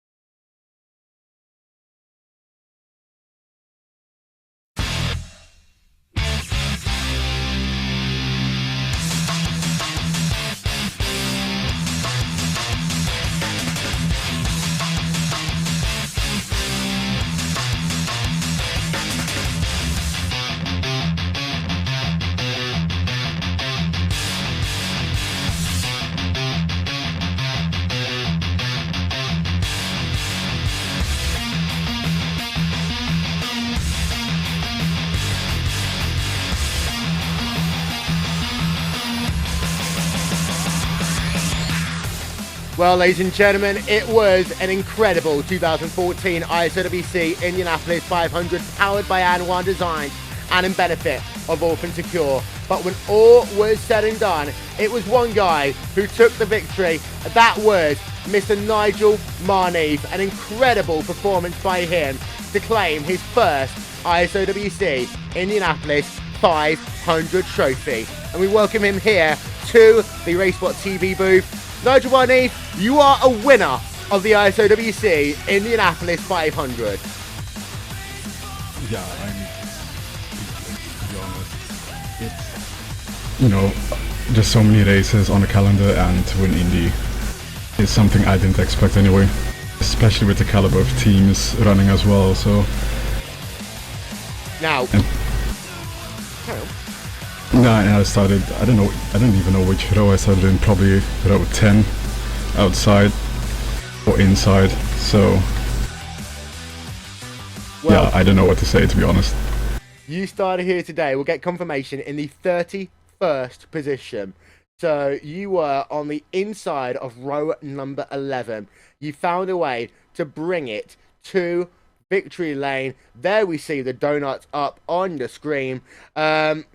This has clearly got to be the sweetest victory you've had in iRacing. Yeah, I've had like victories which were quite amazing in their own right, but this, you know, nothing compares to this, because you have, you know, such a strong field in this league and in the 16th Street as well. It's such a strong caliber of teams, and it's just a pleasure to race with these guys. So, especially like P1, they were on fire, to be honest. Now, let's go into a little bit of detail about your race, because, of course, you were able to work yourself up early, got yourself some good strategy, get yourself into position. Then we saw you there in the mix with the P1 cars. Now, were you able to actually save much fuel behind them? And what was the game plan once you got yourself into position? Did you want to ever show your hand to them?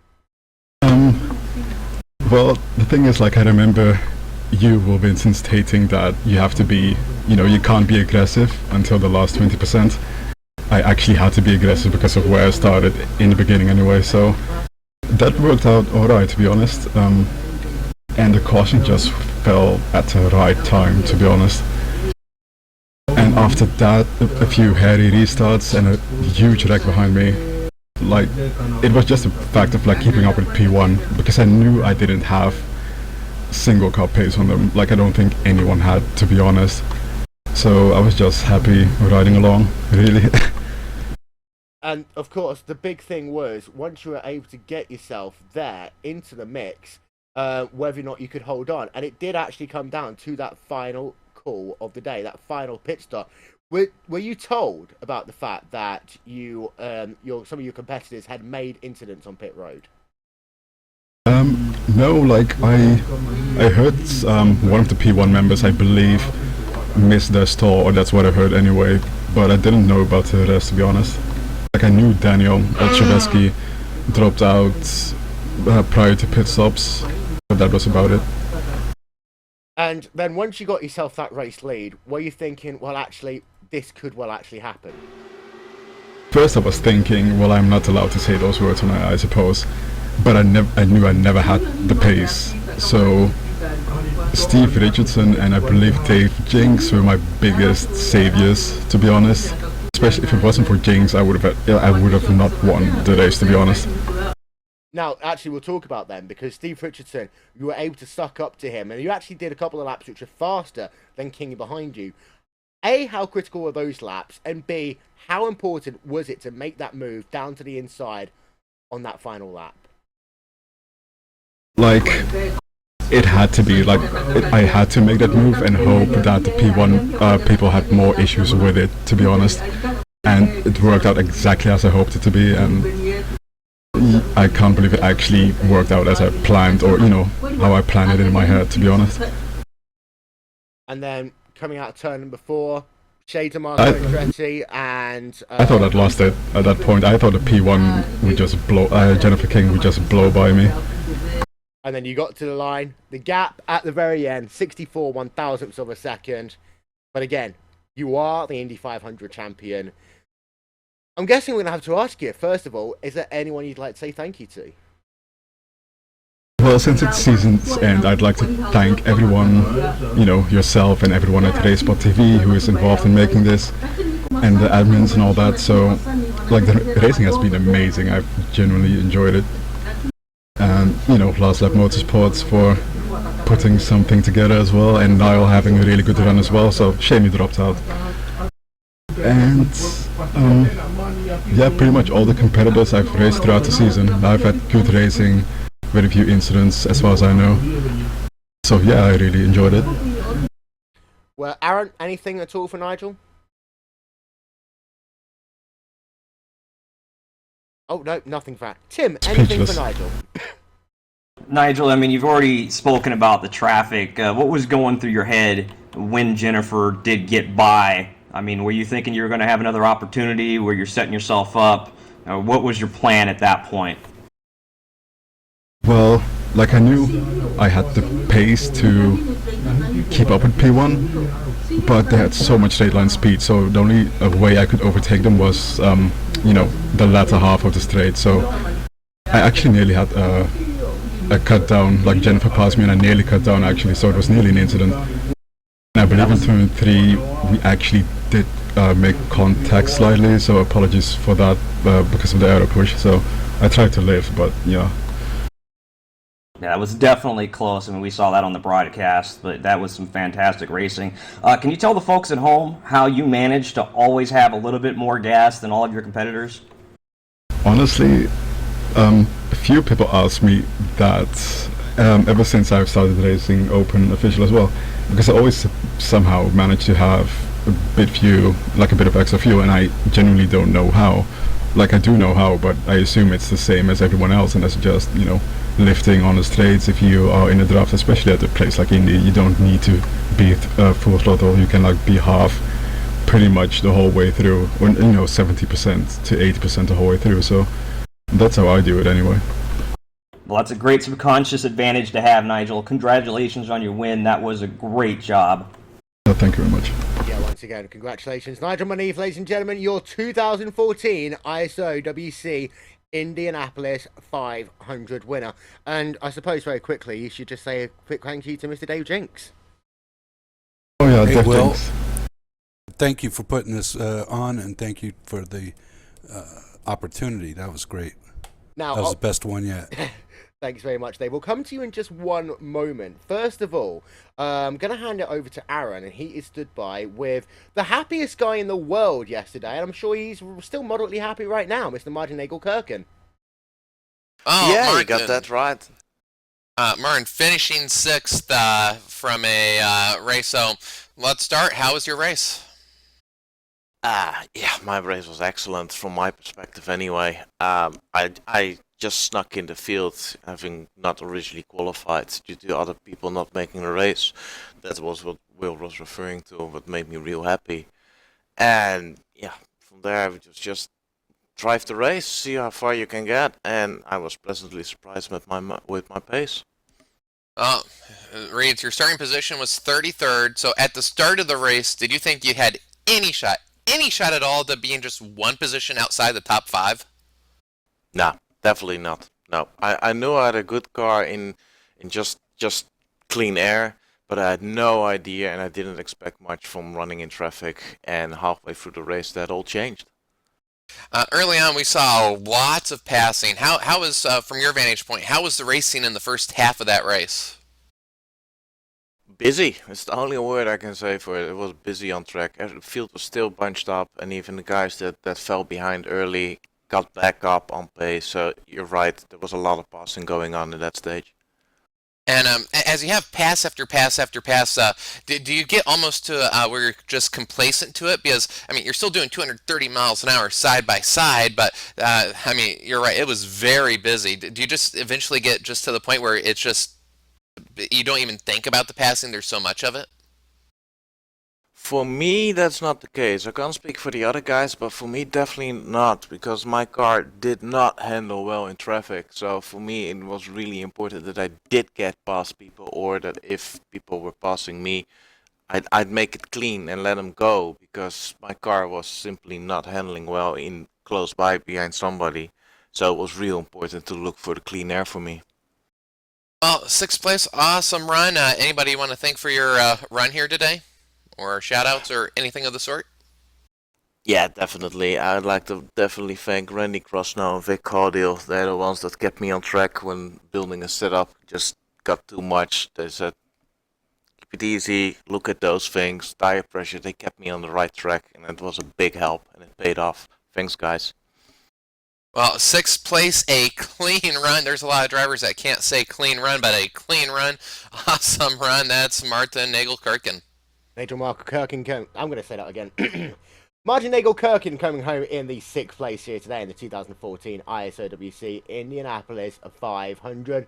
Always got the chance to talk to Dave Jinks. Now, Dave, your race didn't necessarily go the way you wanted it to, but you were possibly the critical factor on that final lap to Munif's victory.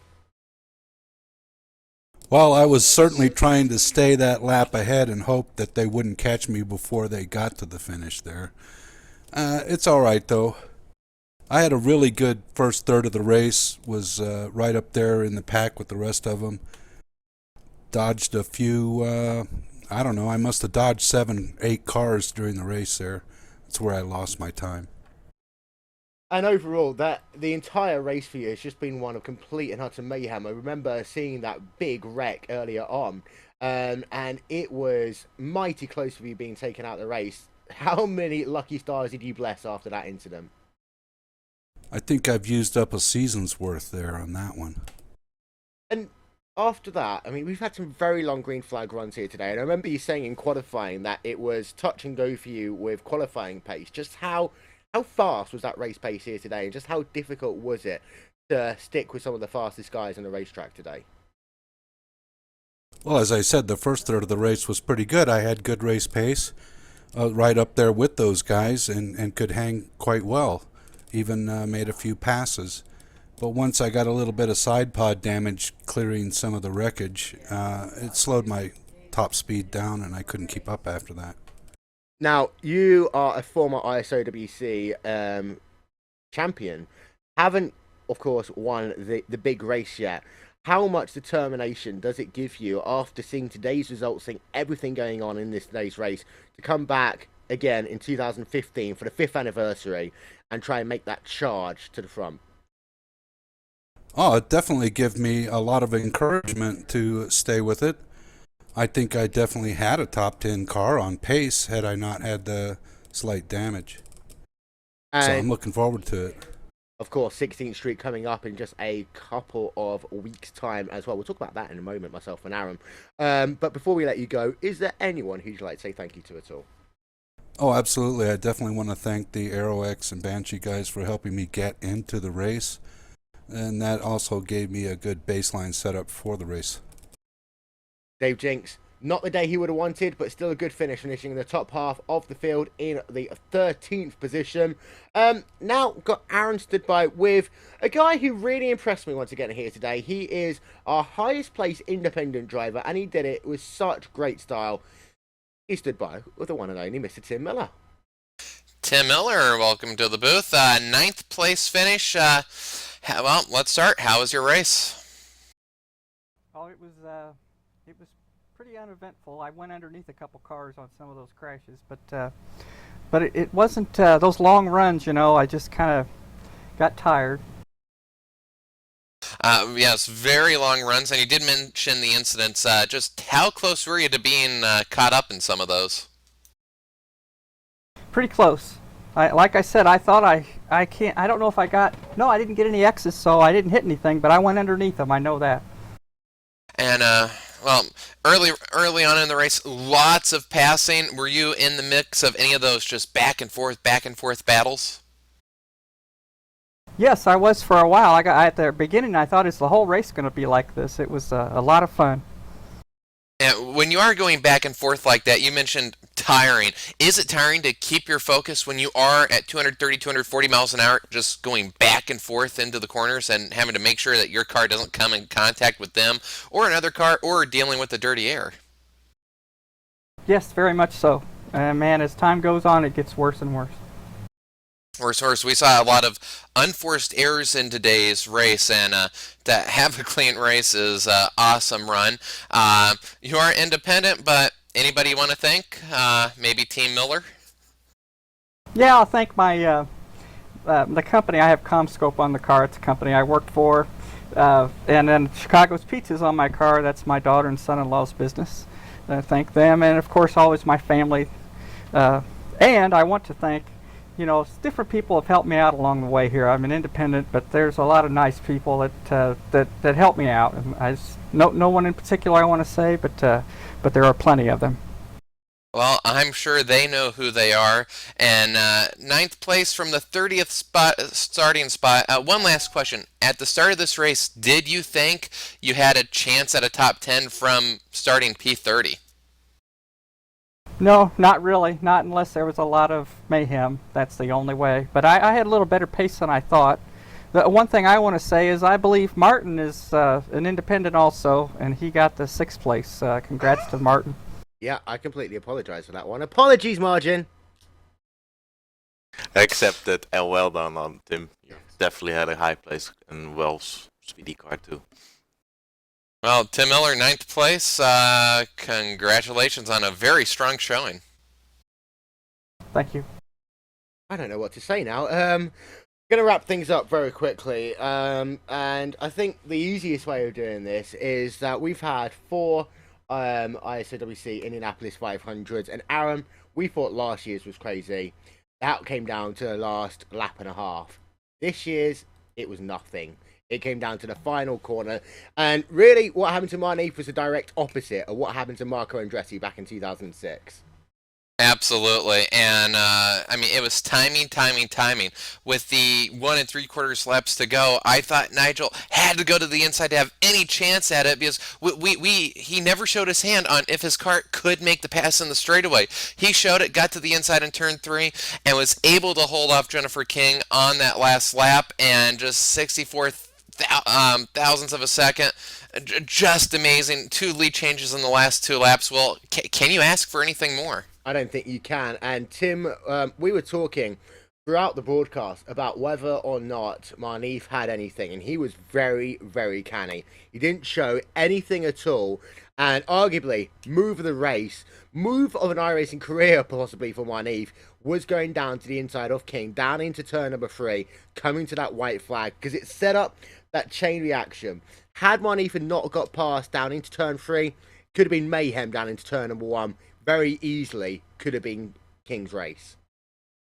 You know, Nigel really ran he played a chess match in the race today. P1 had performance. They had the field covered, and he basically came out of nowhere on them on those last couple of stops, got himself in position, didn't show his hand until it was time, and then they had nothing for it in traffic. And of course, Aaron, coming up soon, the return of the 16th Street Racing League, and we get to do this all over again soon. Sunday night, 7 p.m. Eastern Time. It's the most fun you and I have pretty much all year. Winter's upon us, but we get some great racing. Oh, we got some great racing indeed. Looking forward to that. Can't wait for it. All the competition there, I mean, just like today, 8, 10 drivers can win it any given weekend. Well, drivers we have no idea that have a chance can end up winning. Always a mix, and the championship battle for that always comes down to the wire. If it's a repeat of last year, oh boy, it's going to be another great season. But before we go, it's time for me to say some thank yous, because this is the conclusion of the 4th year of the ISOWC IndyCar Series. And first of all, I'd like to say an incredibly big thank you to anyone who supported the series, not just this year, but over the past 4 years as well. In particular, I'd like to say thank you to Andres Warner and Andwerndesign for the great graphics packages they have provided for us throughout the course of this year. You've seen some of it in today's broadcast. You've seen some of it in the promotional campaigns that we've used over the course of this year. Also, would like to say a huge thank you to RaceSpot TV, being the official home of the ISOWC IndyCar Series for this year. Hugo Louise, Raphael Sankey, all of the commentators been a part of the series. Aaron, Paul, Rachel, Jake, everyone that's been involved in that. Thank you very much to them. And again, thank you very much to all of the drivers who have been a part of this series, be it this year to make this the biggest and best ISOWC IndyCar Series, but also for those who have raced, either it be one race or entire seasons in years past. I'm going to say a great big thank you to Tim Holgate, acting as our race control for today, doing an absolutely sterling job and catching out some people, which almost did make a big impact on the race here today. And I think finally, we'd like to say thank you to all of you who have watched the ISOWC IndyCar Series. I'm sure we will be back for our 5th season in 2015. In the meanwhile, however, don't forget that coming soon, you will have yourself the return of the 16th Street Racing League. It will be here, it will be live on RaceSpot TV all season long, with the exception of one race, as we bring you coverage of that, including, once again, another showcase event here at the world's greatest racetrack, that is the Indianapolis Motor Speedway. And RaceSpot TV, of course, is your home for the iRacing.com World Championship Grand Prix Series. 2 races to go in that one. Gregor Hutu isn't quite the champion. Martin Kroenke still has an outside shot. That one will be fascinating to watch. This has been a RaceSpot TV presentation of the 2014 ISOWC Indianapolis 500, powered by Andwerndesign and in benefit with Orphan Secure. Myself, Will Vincent, thank you very much to Hugo Louise for the onboard coverage here today, to Aaron Likens, Rachel Whiteford, Paul Jenkins, Tim Holgate. I've been Will Vincent. It's been an amazing season. Congratulations again to Nigel Marneef. We'll end today's broadcast once again with some great work that Orphan Secure has been doing. If you enjoy what you see, please have a look at their work and donate any money that you can. And congratulations once again to Nigel Marneef, the third different winner of the ISOWC Indianapolis 500 and our closest winner to date. Bye-bye. I will say to the north, give them up, and to the south, don't hold them back. Bring my sons from afar, and my daughters from the ends of the earth. Human trafficking is the second largest international crime industry behind illegal drug trafficking. In Thailand, Cambodia, Africa, Europe, and it's right here in the United States. With the click of a button, it's in your home. The problem of human trafficking is daunting, but in spite of enormous odds, we believe one person can make a difference.